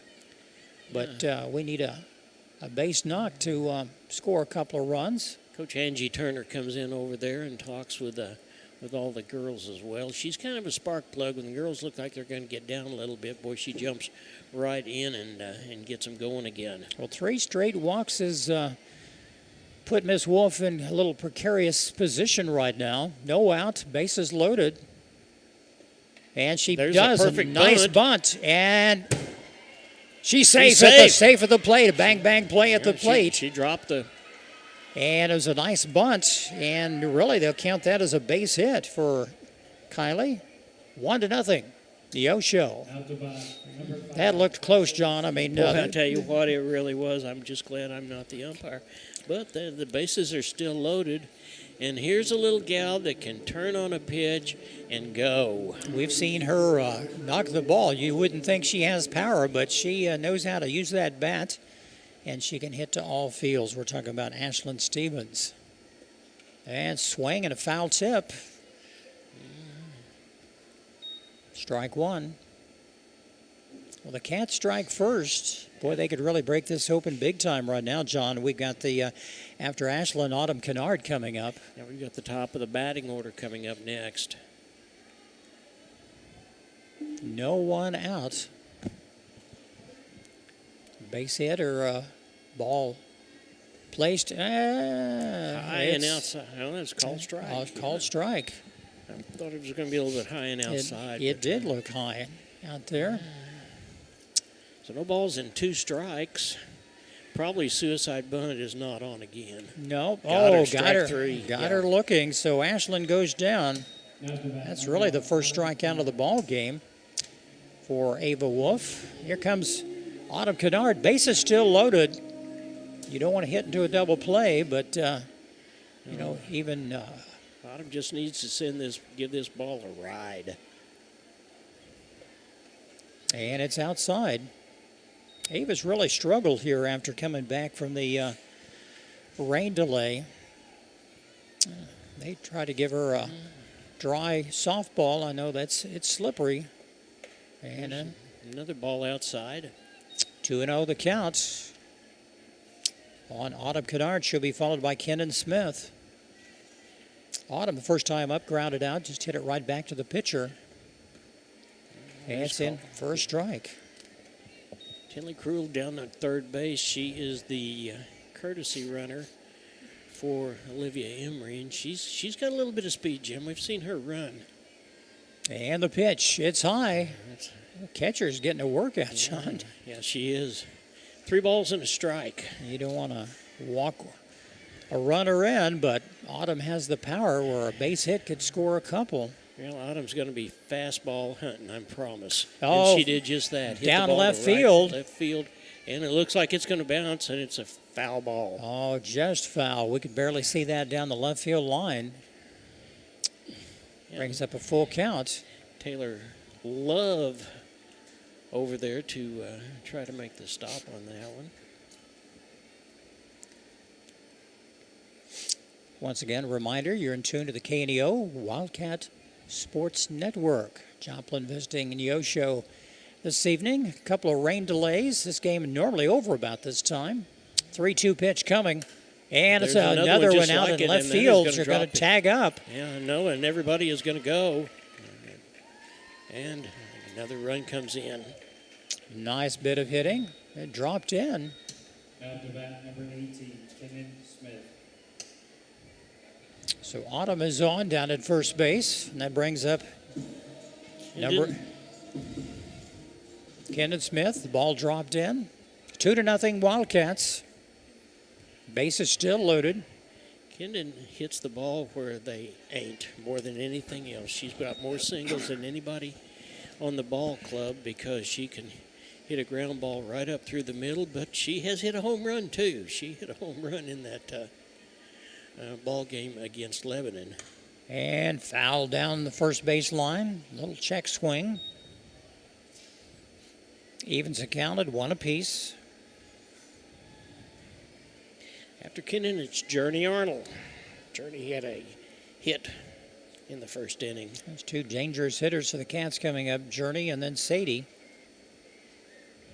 And the 1-1 pitch. It took a little something off of that inside for a ball. I'd have probably swung at that. I know, I was to say. It looked good up here, up high. Didn't it? It looked like up here. That ball's still coming in. And pitch is low. It's 3-1 is the count. Eva Wolf is in trouble right now. She's only had one strikeout tonight. Well, counts 3-1, and you saw Autumn just wait for her pitch. Kenton's got the same luxury right there. Oh, nice hit. Oh, up, right the, up middle. the middle. That's going to score 2 runs. Nope, just one. Nope, just one. Just one run, but a base knock from Kendon right off the foot of the pitcher.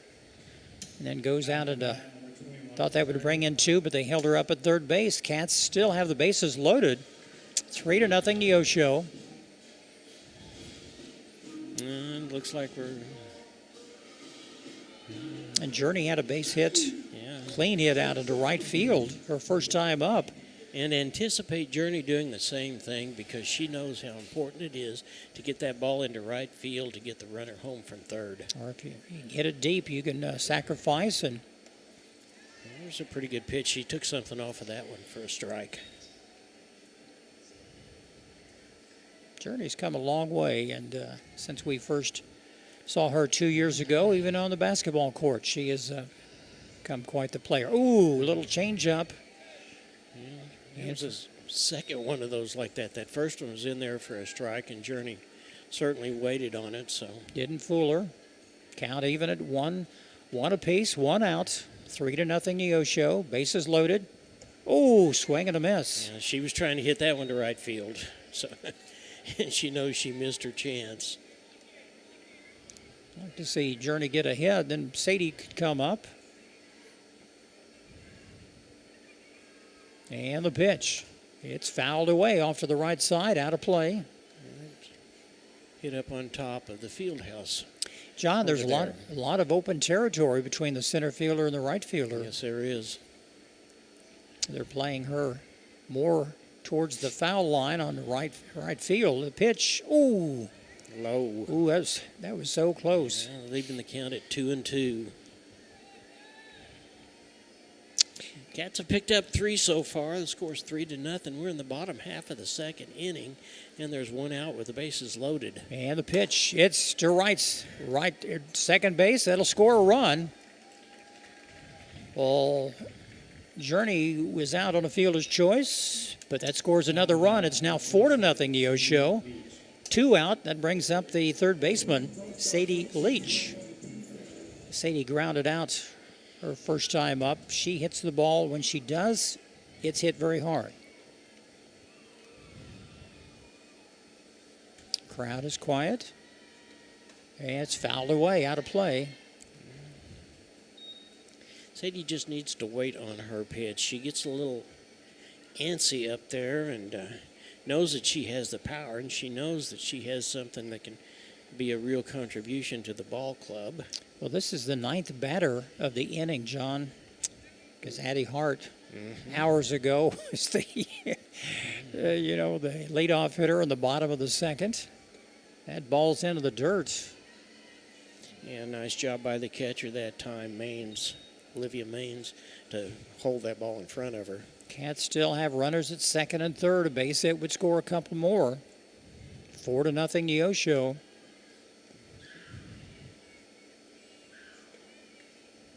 And that pitch is low for ball 2.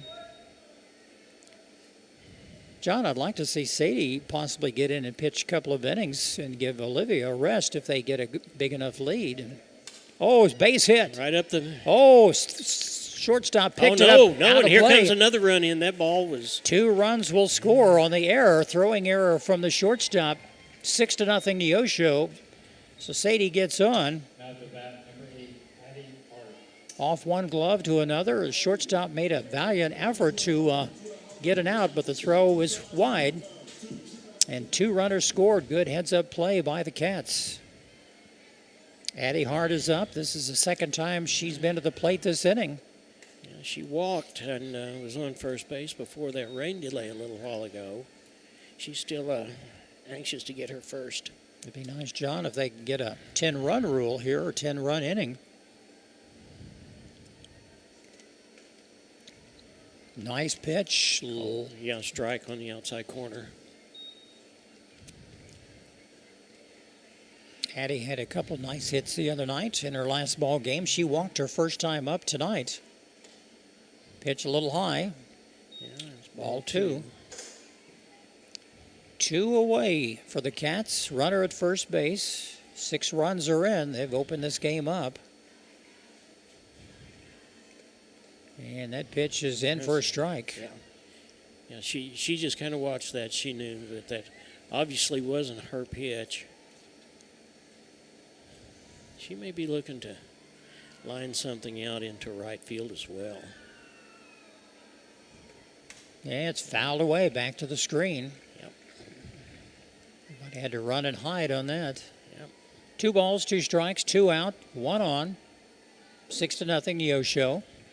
Olivia Emery, the pitcher of record for the Wildcats, will be up for her second time in the inning if Hart gets on. And that runs the count full. Wolf has had some difficult times. She has had 3 walks this inning to get her into trouble, and the Cats have taken advantage of that.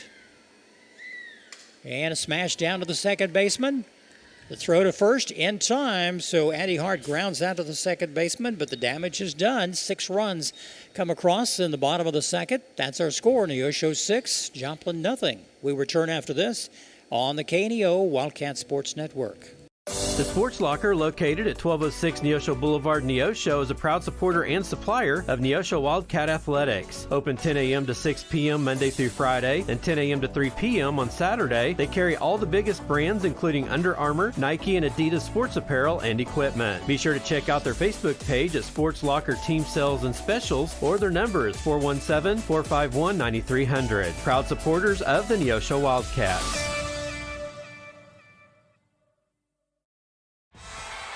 The Roper Kia 4-State Sports Report will provide up-to-the-minute scores and highlights from around the 4 states.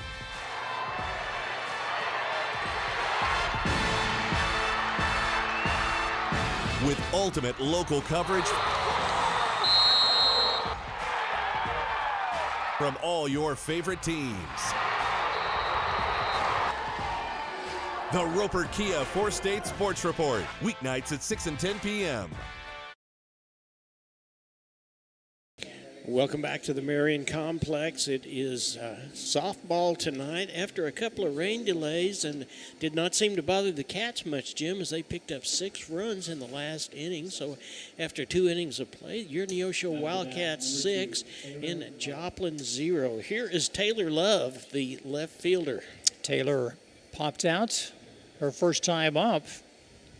Been a couple of hours ago, so I forget what they did. It's yeah, she had tried to bunt the ball, and and Emery was the one that caught it. Olivia has 4 strikeouts in the game. That pitch is wild into the dirt, almost hit her. You know, when it bounces in the dirt and it pops up and hits you on the shin, it's not as bad as getting hit by a 60-mile-an-hour fastball. No, but it still does the same thing, get you to first base. Yep. That's what counts. The next pitch, it's a little low, ball 2. Olivia is seldom behind in the count. Yeah, she's done the same thing. She's got a towel on back behind her so she can reach back there and dry that hand off. 2-0 There's pitch. a strike. Oh, nice one in the middle. I'm sure the Joplin coach is telling, you're facing an outstanding pitcher. Just wait for your pitch. We just need base runners. It's filed away off to the right side, a little behind on the swing. Yeah. Joplin's had a couple of base runners. Yeah, they loaded the bases up in the second inning, and then Emery got the strikeouts to finish it. In fact, she struck out the side. She had a couple of walks and a hit batter to load those bases. Oh, swing and the miss. So Love goes down swinging, and that's strikeout number 5 for Emery. Williamson coming to the plate, plays second base. She struck out her first time up. 1 away, we're in the top half of the 3rd inning. Neosho up 6-0. A little high, she was thinking about going around. She struck out her first time up. In fact, she was the first Emory victim, I guess we could say, of the evening. Yeah, nice pitch in for a strike. Yeah, it stopped raining. The ball's a little drier for both pitchers. That's got to be hard throwing that wet ball in there. Popped up. Back to the screen. Strike two. Well, I tell you, once Livy gets 2 strikes on them, she knows that they have got to guard the plate, especially when she's only got 1 ball. Look for her to throw something that would be very tempting for them to swing at right here. 1-2 pitch popped up. Is it playable? No. Nope. Right behind the screen. Autumn gave it a good run. Yeah, almost got the guy down right there. He'd have gotten a souvenir. I like, the moms are setting up, John, behind home plate. They have their own speed radar guns. They're fun to watch. The Kennards always had that for Carly, and Carly could whiff it in at 60, 65 miles per hour. Oh, she wanted that. Didn't go around. No, she didn't. And home plate umpire appealed to the field umpire, and it was a ball. That'll even the count at 2-2. And the pitch. It's popped up. It's out of play. They give it a chase, but all for nothing. Williamson is hanging in there. There's no doubt about it. She's had, 3 foul balls now? She has. This is a night we need for Olivia to have the 16 strikeouts, and everybody can go home early. Oh, got her. She went around. Strikeout for the second time tonight. Strikeout number 6 for Emory. 2 away. That was that little riser. And by the time it came in, then the Williamsons were stuck. Here's the shortstop. This is Ella Watts, a sophomore. It's popped up. It's playable. And a fly out to center field. Nothing across for Joplin in the top half of the 3rd inning. Score remains the same. Neosho 6, Eagles nothing. We'll return after this on the KNEO Wildcat Sports Network. McKay Quality Roofing is a proud supporter of KNEO Radio and the Neosho Wildcat Sports Network. They're located in their offices at 811 South Neosho Boulevard. They specialize in roof removal and replacement of residential and commercial properties. In order to serve you better, they have offices in Neosho, Cassville, and Grove, Oklahoma. Call McKay Quality Roofing at 417-455-3326 for a free quote, or go online at McKayQualityRoofing.com for more information. Go Cats! The Neosho Area Chamber of Commerce invites you to download the new Experience Neosho app, available for free on the Apple and Google Play Store. Your guide to eat, shop, play, and stay in Neosho, and your direct link to KNEO Wildcat Sports. Download the app, register to win weekly prizes, and listen to your favorite Wildcat sports. Good luck, Wildcats. We can't wait to hear you ring that bell. Joplin has a pitching change. Kaylin Bobsky, who was basically a Wildcat killer in the past, is going to take over in the circle. Joplin was 3 up, 3 down last inning, and it's the bottom half of the 3rd inning, and the Cats are up by a score of 6-0. It is going to be Emery, Mahurin, and Tomlinson. Well, Wolf pitched 2 complete innings. She had 1 strikeout and several walks in the ball game, and that's what hurt her in this last inning, where the Cats took advantage and had some timely hitting. And they lead 6-0. Well, now normally Wolf stays in the ball game because of her hitting ability, but I don't see her out there right now. Maybe that's in outfield. Out there in right field, maybe. Yeah, it could be. It's possible. It's dark out there right now. Shadows have come in, even with the lighting. Here's the first pitch from Bobsky, and that was high for ball 1. Olivia walked her first time up in the last inning. In the bottom half of the 3rd inning, Neosho all over Joplin, 6-0. It's fouled away off to the right side. Evens accounted 1 apiece. Yeah, she just kind of wasted that one. She knew that it wasn't going to go anywhere, so she just kind of felt like it was going to be called a strike, so she just kind of put her bat on it, and it was foul ball.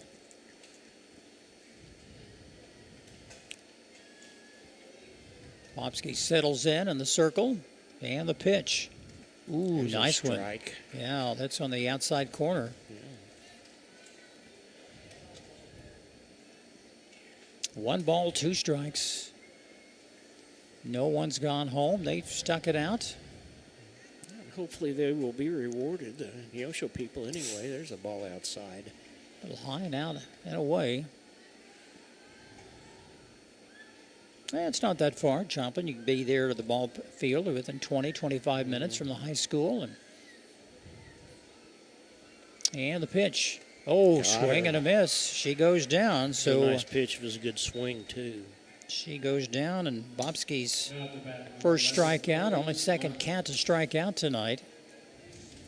Brings up number 11. Carly Mahiran, right fielder. She gets on base, look out, because she can be a real terror. She's got the speed. Ball 1 high and outside. I don't think we have a slow Wildcat out there. They are all very quick. Fouled away, a little high, but she went for it and knocked back to the screen.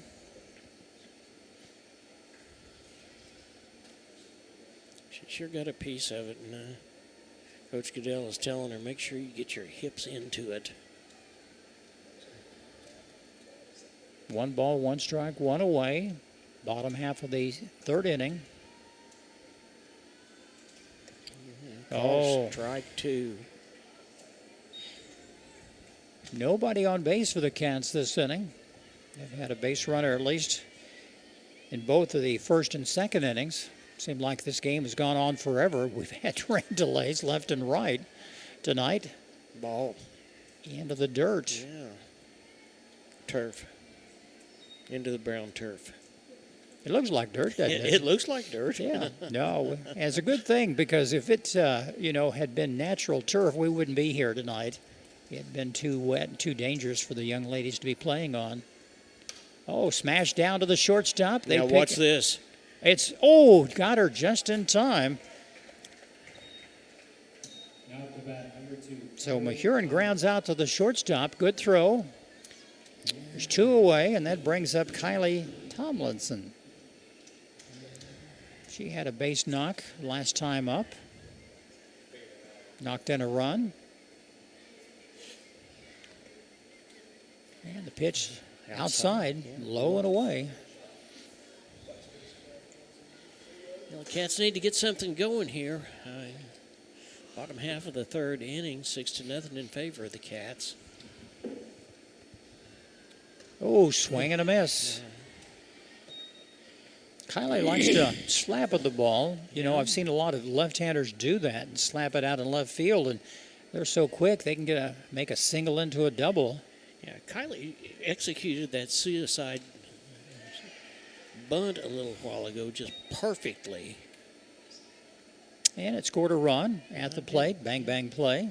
Yeah. Addie Hart came in and slid in. It was a nice job there. 1-2 pitch coming. Oh, did it hit her? Don't think so. She got out of the way. Mm-hmm. Evens the count of 2 apiece. 2 out, no one on. Bottom of the 3rd. And another high pitch from Bobski. Evens are full count. Bobski has 1 strikeout. Wolf left the game after 2 full innings with 1 strikeout. She swung and a miss. She goes down swinging. So nothing across for the Cats in the bottom half of the 3rd inning. So after 3 complete, it's Neosho 6, Joplin nothing. We'll return after this on the KNEO Wildcat Sports Network. At the Hillcrest Church of Christ, we're striving to be His own people, eager to do what is good. Join us for worship at 10 and 6 Sundays and for class Sunday morning at 9 and Wednesday evening at 7. You're sure to find a warm welcome and friendly people seeking to please God according to His Word. Wildcats, join us every Tuesday morning before school for Devo and Donuts at 7 a.m. Learn more about the Hillcrest Church of Christ at neoshochurchofchrist.org.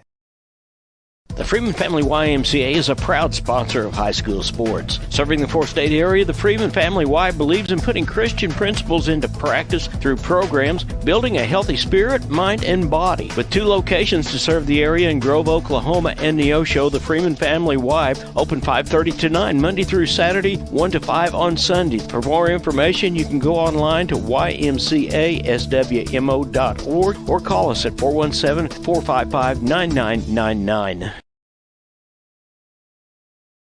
And welcome back. It's the top half of the 4th inning. Cats are up by a score of 6-0. Wymanhammer, the designated hitter, is up. Then Lily Glover and Lilibel Stafford. And the first pitch, a swing and a miss. Wymanhammer struck out her first time up. She is swinging for the fences on just about every pitch. Well, she's a designated hitter, and I tell you, it takes something to strike 2, swung on, to be a designated hitter. Jim, I always thought about that. You're not out in the field. You're not really in the ball game, and you're just kind of sitting around there, hanging around, waiting for your time to come up to bat. Some people make a lot of money doing that. Boy, they do. They make a majors. Whole lot of money doing that. Yeah, but they do have a glove. They can play if need be. Oh, swing and a miss on 3 straight pitches. That was a downtown swing. And strikeout number 7 for Olivia tonight.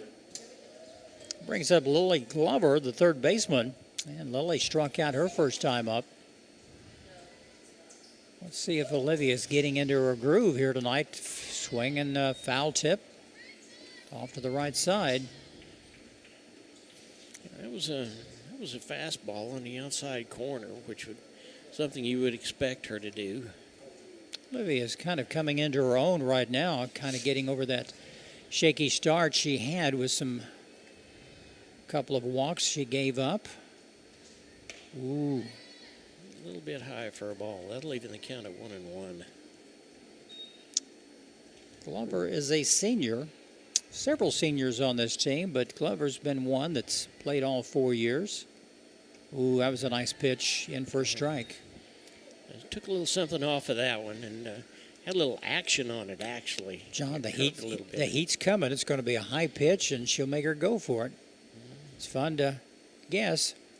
Oh, just right down the middle. Yeah. There was the heater. There it was. She threw it right there. That's strikeout number 8 for Miss Olivia tonight. 2 down. Nobody on. Here's Stafford, the first baseman. She walked her first time up. Oh, in for a strike. Caught the corner. She is a senior. She's been playing on this ball club for quite a while, too. It's popped up, out of play. So quickly, just like that, Olivia has an 0-2 count on the hitter.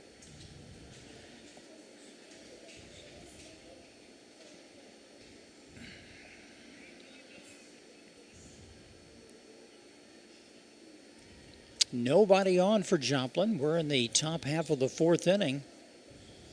Olivia's getting in a groove. She's just mowing everybody down right now.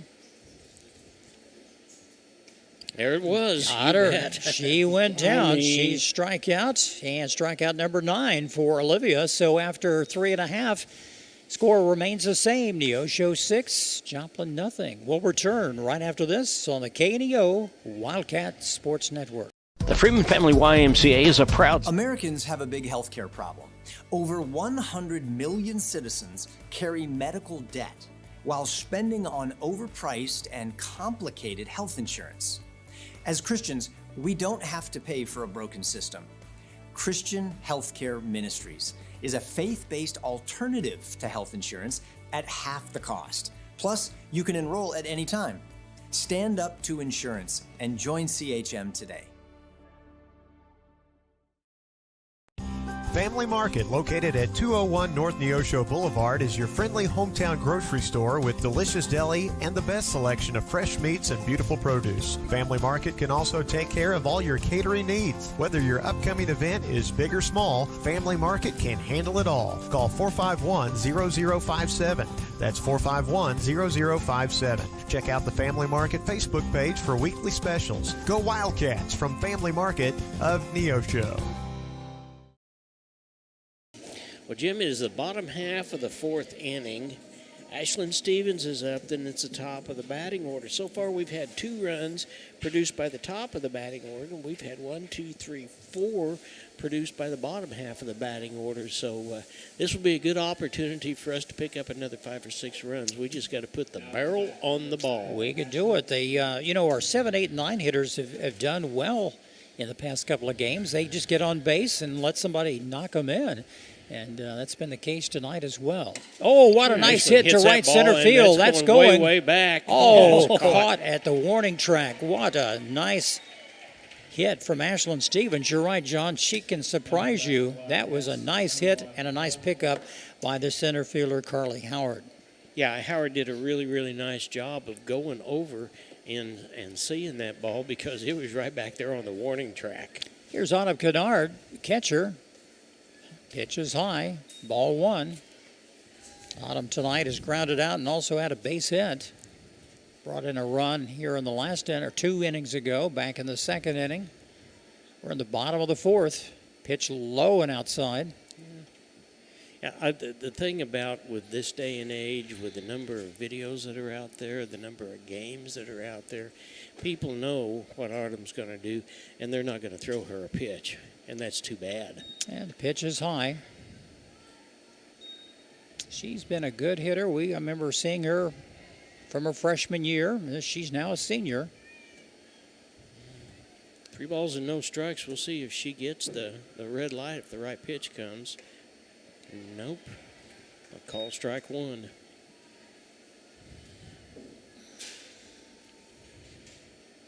One away, bottom half of the 4th inning. Yeah, she held up on that one. Let's see if she does that again. Yeah, she did. She'll walk, she'll go down, so she's on base for the 2nd time tonight. Brings up Kendon Smith, who had a base hit last time up. Yeah, she hit the ball right up the middle last time. Cats would like to have some more insurance runs. And we'll see if she holds up and gives Autumn a chance to steal second. No.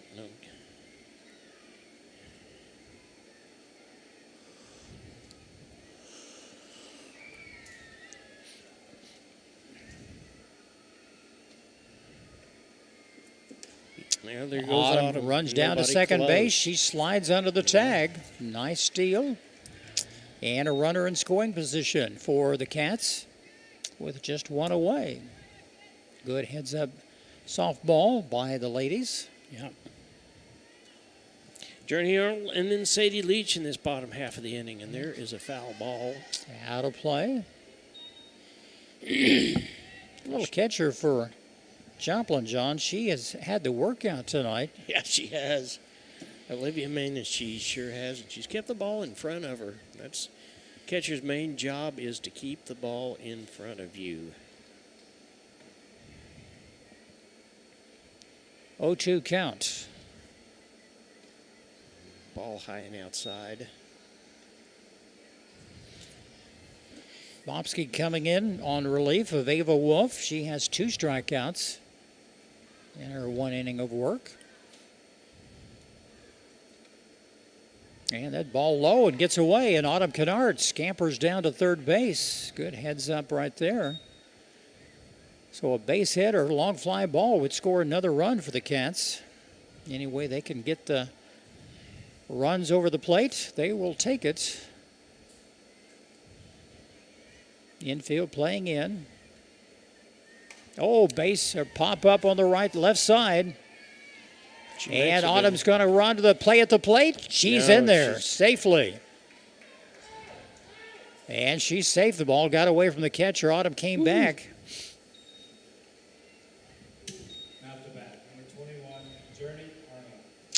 So a sacrifice fly by Kendon Smith. It's now 7-0. Good heads up from Autumn, stealing a base, getting to third on a pass ball. Well, she just kind of manufactured that run, if you will, Jim. She walked, she stole second, heads up to get over to the third base, and then came in on a what you don't normally do. Oh, what a nice hit. Deep center field. Oh, right at the warning track. Journey gave it a ride. But one run came in during the bottom half of the fourth inning. Our score now, Neosho 7, Joplin nothing. We'll return after this on the KNEO Wildcat Sports Network. Today's Wildcat game is brought to you by Edgewood Bowling Center of Neosho, Missouri. Located at 2811 Gardner Edgewood Drive, they now have new synthetic lanes for adult and children bowling leagues and a smoke-free environment. They also have a certified pro shop and hosting for private parties. They offer Cosmic Glow Bowling on Fridays and Saturdays after 8 p.m. To learn more about Edgewood Bowling Center and their leagues for adults and children, the phone number is 417-451-4505. Today's event is being supported by Banner Church of the Nazarene, located at 597 North Fork Road between Anderson and Goodman. Banner Church of the Nazarene services are Sunday school at 9:30 and family worship at 10:30. Check out their special Sunday night youth fellowship. Wednesday services begin at 7, offering adult Bible study, ladies Bible study, youth and children's services. Contact them at bannerchurch.com, 417-364-7461, or dennis@bannerchurch.com. Maddie Howard in the top of the batting order. And I'm assuming it's going to be Ava Wolf in the top half of the fifth inning. Cats pick up another one. Now the score is 7-0 in favor of the Wildcats.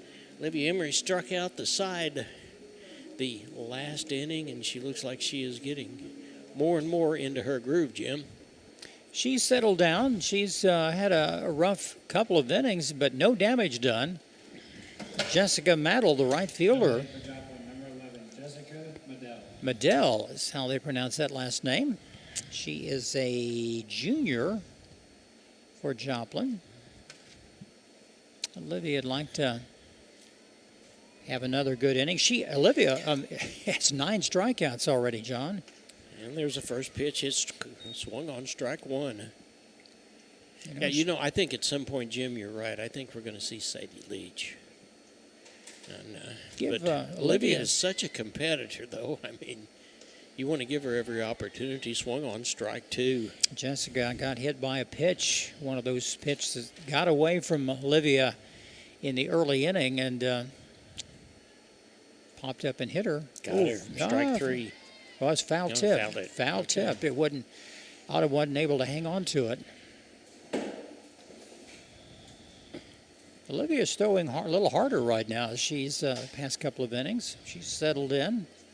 Well, I think she's able to throw the ball. Her hands dry, and it's more what she does as a spinner-type pitcher. It's popped up. John, I was looking at some of the records for Joplin this year. They've had several games where they'd go not score a run in a couple of games in some of the tournament action. Of course, they're facing some really good pitchers, just like what they are tonight, but they've struggled at the plate this year. It's a smash down the left side. It's a fair ball. It's going to be a base hit for Medell. It's going to be a double. She's going to go in. The throw is safe underneath the tag, and Medell is in for a two-bagger. No batting, number 9. I think, John, that is the first hit of the ball game for Joplin coming in the fifth inning. They've had some base runners, but all from either walks or hit by pitch. Well, she did a nice job of turning on that ball. It went right over third base, and even though Sadie made a gallant effort at getting it, it got past her and got down in that corner, and she's got some speed, so she got around to second base. And the pitch is a little low and inside, ball one. And Carly Howard, the center fielder, she has been in exactly the right place at about 3 different times tonight. And another smash down to the left field. Ball. It's out of play. Yeah. Left fielder gave it a run. Kendon Smith over there. She ran all the way to the fence, but it got well out of play. 1 ball, 1 strike from Carly Howard. Bottom of the order coming to life for the Lady Eagles. And it's a smash down to the third baseman, to Leach. Oh, just in time. They got her. Yeah, and the runner goes ahead and gets to third, even though Leach held it just as long as she possibly could. So there's the first out, and here's Ava Wolf.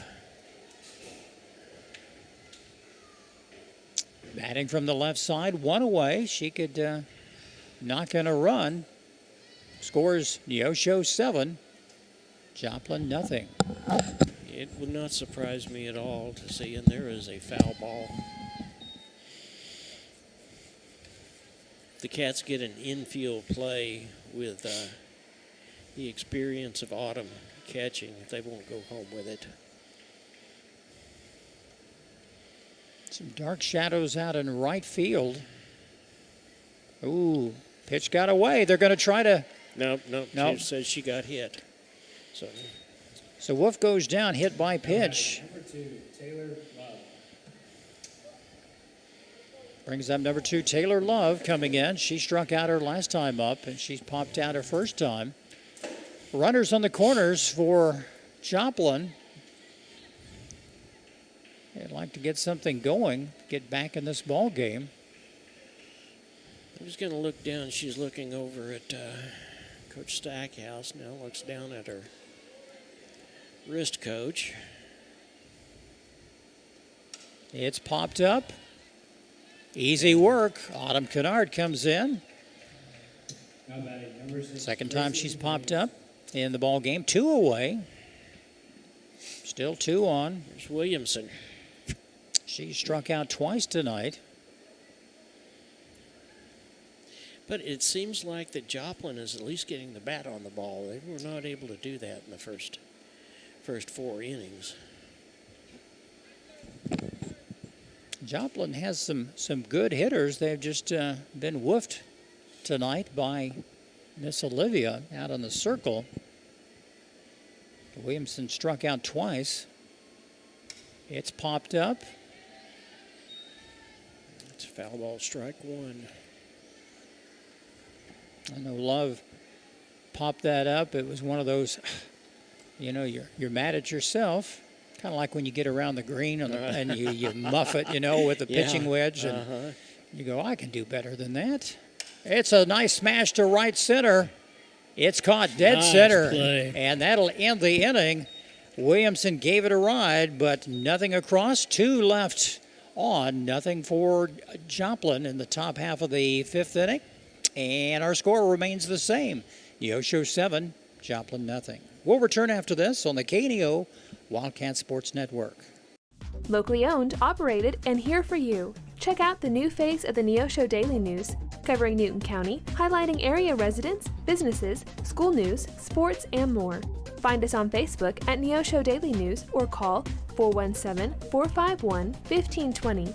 Go get 'em, Wildcats!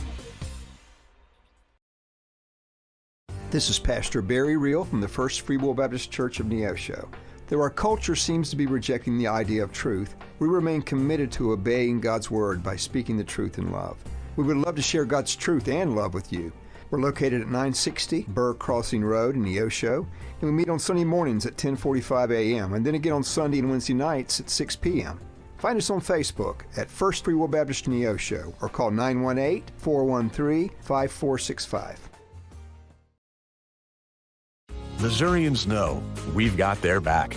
For 75 years, they've turned to Missouri Farm Bureau Insurance for dependable, personalized life insurance coverage. That's 75 years protecting families and the lives they've built. For small-town values and big-time protection, call Missouri Farm Bureau Insurance. We've got Missouri covered. I am Josh Dotson with Missouri Farm Bureau Insurance Services. If you're in Missouri, I'm for you. And welcome back. It is the bottom half of the 5th inning. We're at the Marion Family Sports Complex. Neosho Lady Wildcats taking on the Joplin Eagles. Bottom half of the 5th inning, and the Cats are up by a score of 7-0. Jim, they scored 2 in the 2nd inning, and they picked up another one in the 4th inning. Well, John, the umbrellas have been opened back up. I don't know, we got a little bit of rain out there. Well, it may be. Fast swing and a miss by Miss Sadie. She's grounded out and had a base hit. Hopefully we can get the bottom half of the inning over to make it a complete game. Well, I would think that certainly would be a possibility. And here comes the next pitch, and she's swinging, and she's trying to hit the ball hard, and I don't blame her. We've had several young ladies, Journey hit the ball hard in center field. Ashlyn Stevens surprised us. She hit it all the way to the warning track, almost 200 feet. So we have some power, but... Ball low and inside. Ball on 2 strikes on Sadie Leach. Sadie does have the power. Addie Hart and Olivia Emery up in this inning. Sadie's one of our basketball players as well. That's coming up. They'll be, John, they play the end of November. Yes, they do. And the boys really don't start till after the 1st of December. Yeah. They'll play Aurora and Monette and non-conference games. Ooh, that ball high and away. That'll fill the count at 3-2. Bobsky with 2 strikes tonight.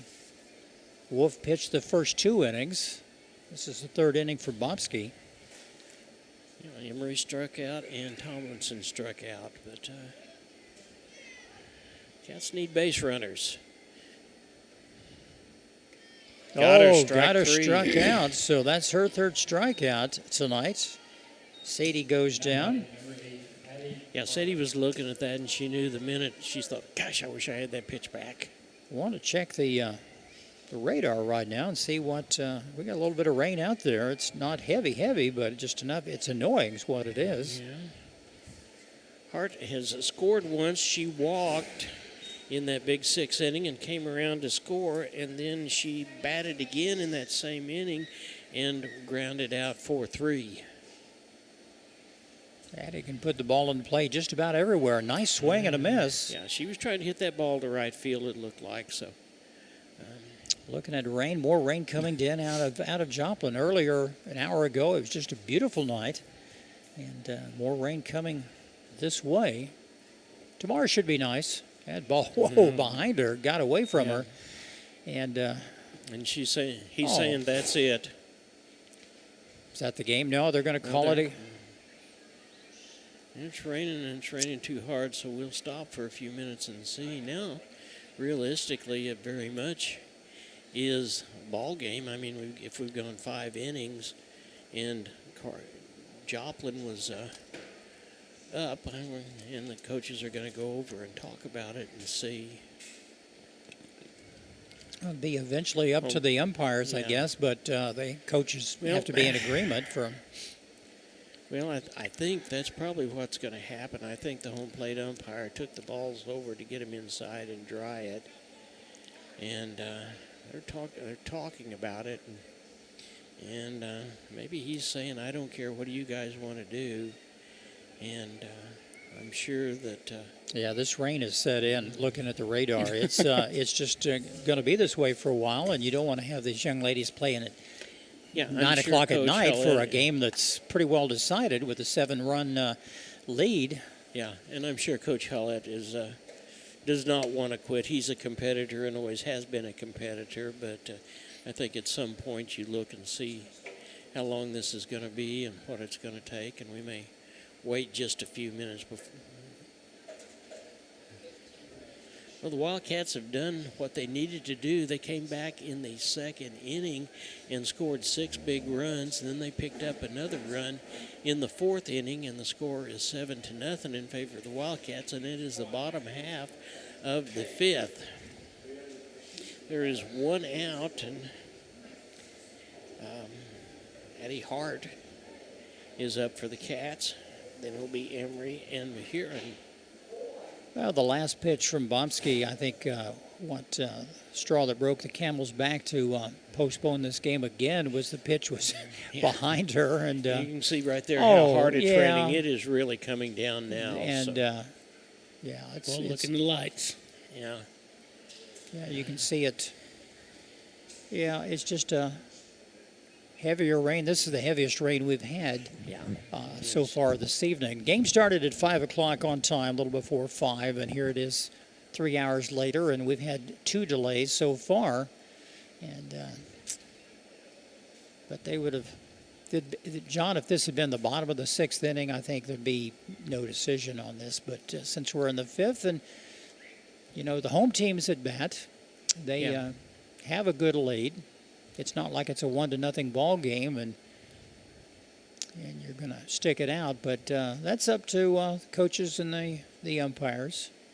Yeah, we'll see and it looks as we look down, and all we can judge it by really is either looking up in the lights or looking down at the sidewalk down there below us, and it is it's coming down. It's coming down pretty hard. Don't forget, coming up Friday night, football. Webb City comes to town and invite you, if you want scores from around the area. A lot of people still go, I didn't know this was available on the KNEO portal. And the scoreboard show, you can look at the scores where John and I check them out throughout the game time, and up to the minute scores from COC to the Big 8, the Big 10, and Southeast Kansas and Oklahoma, your favorite team around the area. We'll have scores for you on that, and that's kneo.org. Very easy to see, and you can look and see schedule-wise what teams are going to face. That's the ball game. That's the ball game, and that's the final right there, 7-0. Neosho improves to 13-6 on the season. Joplin will fall to 8-14. So and more importantly for Neosho, that makes them 6-0 in the COC, and there is nobody close to being able to catch that, Jim. They've had a remarkable year again, and they're playing good ball and getting some good pitching from Olivia. Hopefully, Coach will be up here after a while to talk about the ball game, and we do want to mention, John, while I got time, about Arvest Bank. We'll wait for the coach to get up here. I know she needs to get home. They believe in the power of serving others, from small business to agriculture. And whether you're looking for someone to help manage your mortgage or an expert in wealth management, they have you covered. You deserve a financial partner who cares and can help you reach your financial goals. Arvest Bank, always proud to call Neosho home. Yeah, and one of the things that I hope Coach will talk about when she comes up here is, this is one of those ball games that Livy didn't have her best stuff. And here's the best part about that: when you don't have your best stuff and you still get 9 strikeouts, that's nothing to sneeze about, is it? And they just, the other night was so impressive. The first 10 batters went down swinging. And tonight, she kind of mixed it in because she had the bases loaded. She worked out of jams, and they had runners on the corners on the last inning and couldn't get anything in. So it was a difficult task for the Joplin Eagles. They've got some good players. They're a fine team. They've got a lot to be proud of, a lot of heritage and, things over the years that they've accomplished, and they're very proud of what they've done, a good program at Joplin High School. But the Cats and this certainly is a rebuilding year. This is what Coach Hallett said. That's one of the reasons I came here. I was excited about the opportunity to be able to come here knowing it wasn't the best team that we were going to have, but knowing that it is a building year. And you saw him put some younger kids in, and that's pretty important to be able to do that, because he's not looking for something this year. He's looking for a sustaining program. And it just takes time, and he does have some good players, a lot of freshmen and a lot of sophomores on that team that getting experience right now. The Cats are really playing good ball, and like we said, they've improved their record to 13-6, and they'll play tomorrow night at Republic. We'll have that ball game, and temperature should be in the 70s, and should be sunny tomorrow. So bring your suntan lotion, John and Matt. Well, it looks like the Cats got 4 hits. They struck out just a couple, but they made those 4 hits count. What happened more than anything else is the saving grace was the suicide bunt that probably nobody was planning on, and Addie Hart came in from third base and made the score, and that just kind of opened it up. Let's take another timeout, and then we'll be back, and we'll see if Coach is going to be able to come up. If not, she may be talking to her players and getting ready. They've got a big weekend coming. You're watching Neosho Wildcats on the KNEO Neosho Wildcat Sports Network. We'll be right back. Forbes asked and the people answered. Missouri Farm Bureau Insurance is one of America's best insurance companies. Forbes recognizes what our customers have known for generations. We are committed to protecting families and the lives they built. For auto, home, life, and business protection, call Missouri Farm Bureau Insurance. We've got Missouri covered. I am Josh Dotson with Missouri Farm Bureau Insurance Services.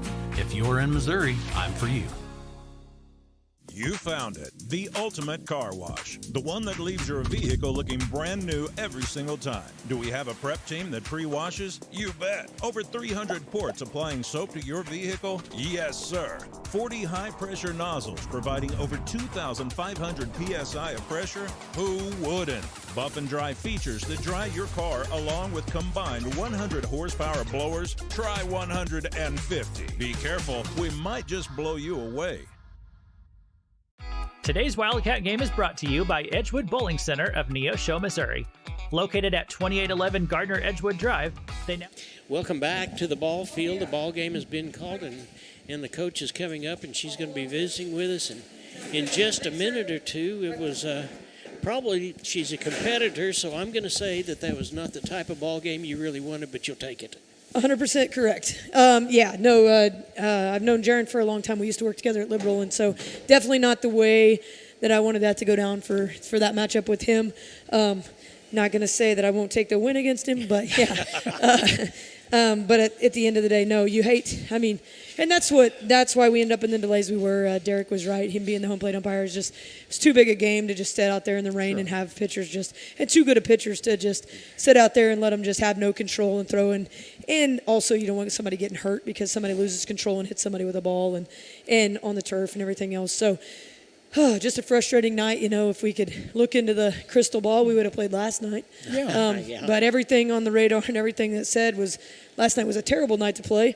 Ended up being a pretty nice night. Yeah. Tonight was a terrible night to play. So and that's Mother Nature. Tomorrow will be perfect and 79 degrees and sunny. Let's hope. On that. Another great outing from Olivia. She had 9 strikeouts. Only one hit that double by Adele. Yeah, that hit down the left field line. But she was mowing them down, and she worked out of a jam. She's really getting to be a good finesse pitcher. She is. When we had the trouble at the bottom with 7, 8, 9 and put them all on for Ava to come up, we were like, oh, no, this is not a good situation to be in. Wolf is a competitor and a great player and have a lot of respect for her. So that's why we were a lot nervous when that happened, and we were able to get her on that and Liv bared down and got that. We were a little nervous huge. up here, too. Yeah, man, I tell you what. She battled out of that and got it, and, it's just, she's tough and like I said, a couple good kids. We had a couple things go our way there in that one inning. That we had the big inning, catcher not being on the, just kind of straddling, and that's what happens when you get a young catcher, filling in for them. Unfortunately, the Munn girl, again, you hate playing teams like that. When the Munn girl took a bat to the arm the other day, and so she was out. So luckily for her, she'll be back soon, I think. But it's just too tender to go right now. So, not having her in that spot probably hurt him because. Rookie catcher and new catcher and just the game's going pretty fast. So we were able to take advantage and get a few more on there, and so that was a big inning for us for that. You need to get some towels for Olivia out there. We were just talking up here, because you're throwing new fresh balls in all the time from the umpire. That had to be difficult for her because and for the pitchers for Joplin as well. Absolutely, yeah, and that was the thing when that last pitch got away there and it almost hit Addie. That's the pitcher was just like, I have no grip. And so, you hate to leave a kid out there on the mound and just struggle and have no grip. And, if they hit somebody, they feel bad. If they were to hit, somebody and hurt them or something like that, that's something the kid has to live with and then all of us do. And so nobody wants that. And, of course, I'm sure it's going to let up now and be nice the rest of the evening and be done raining.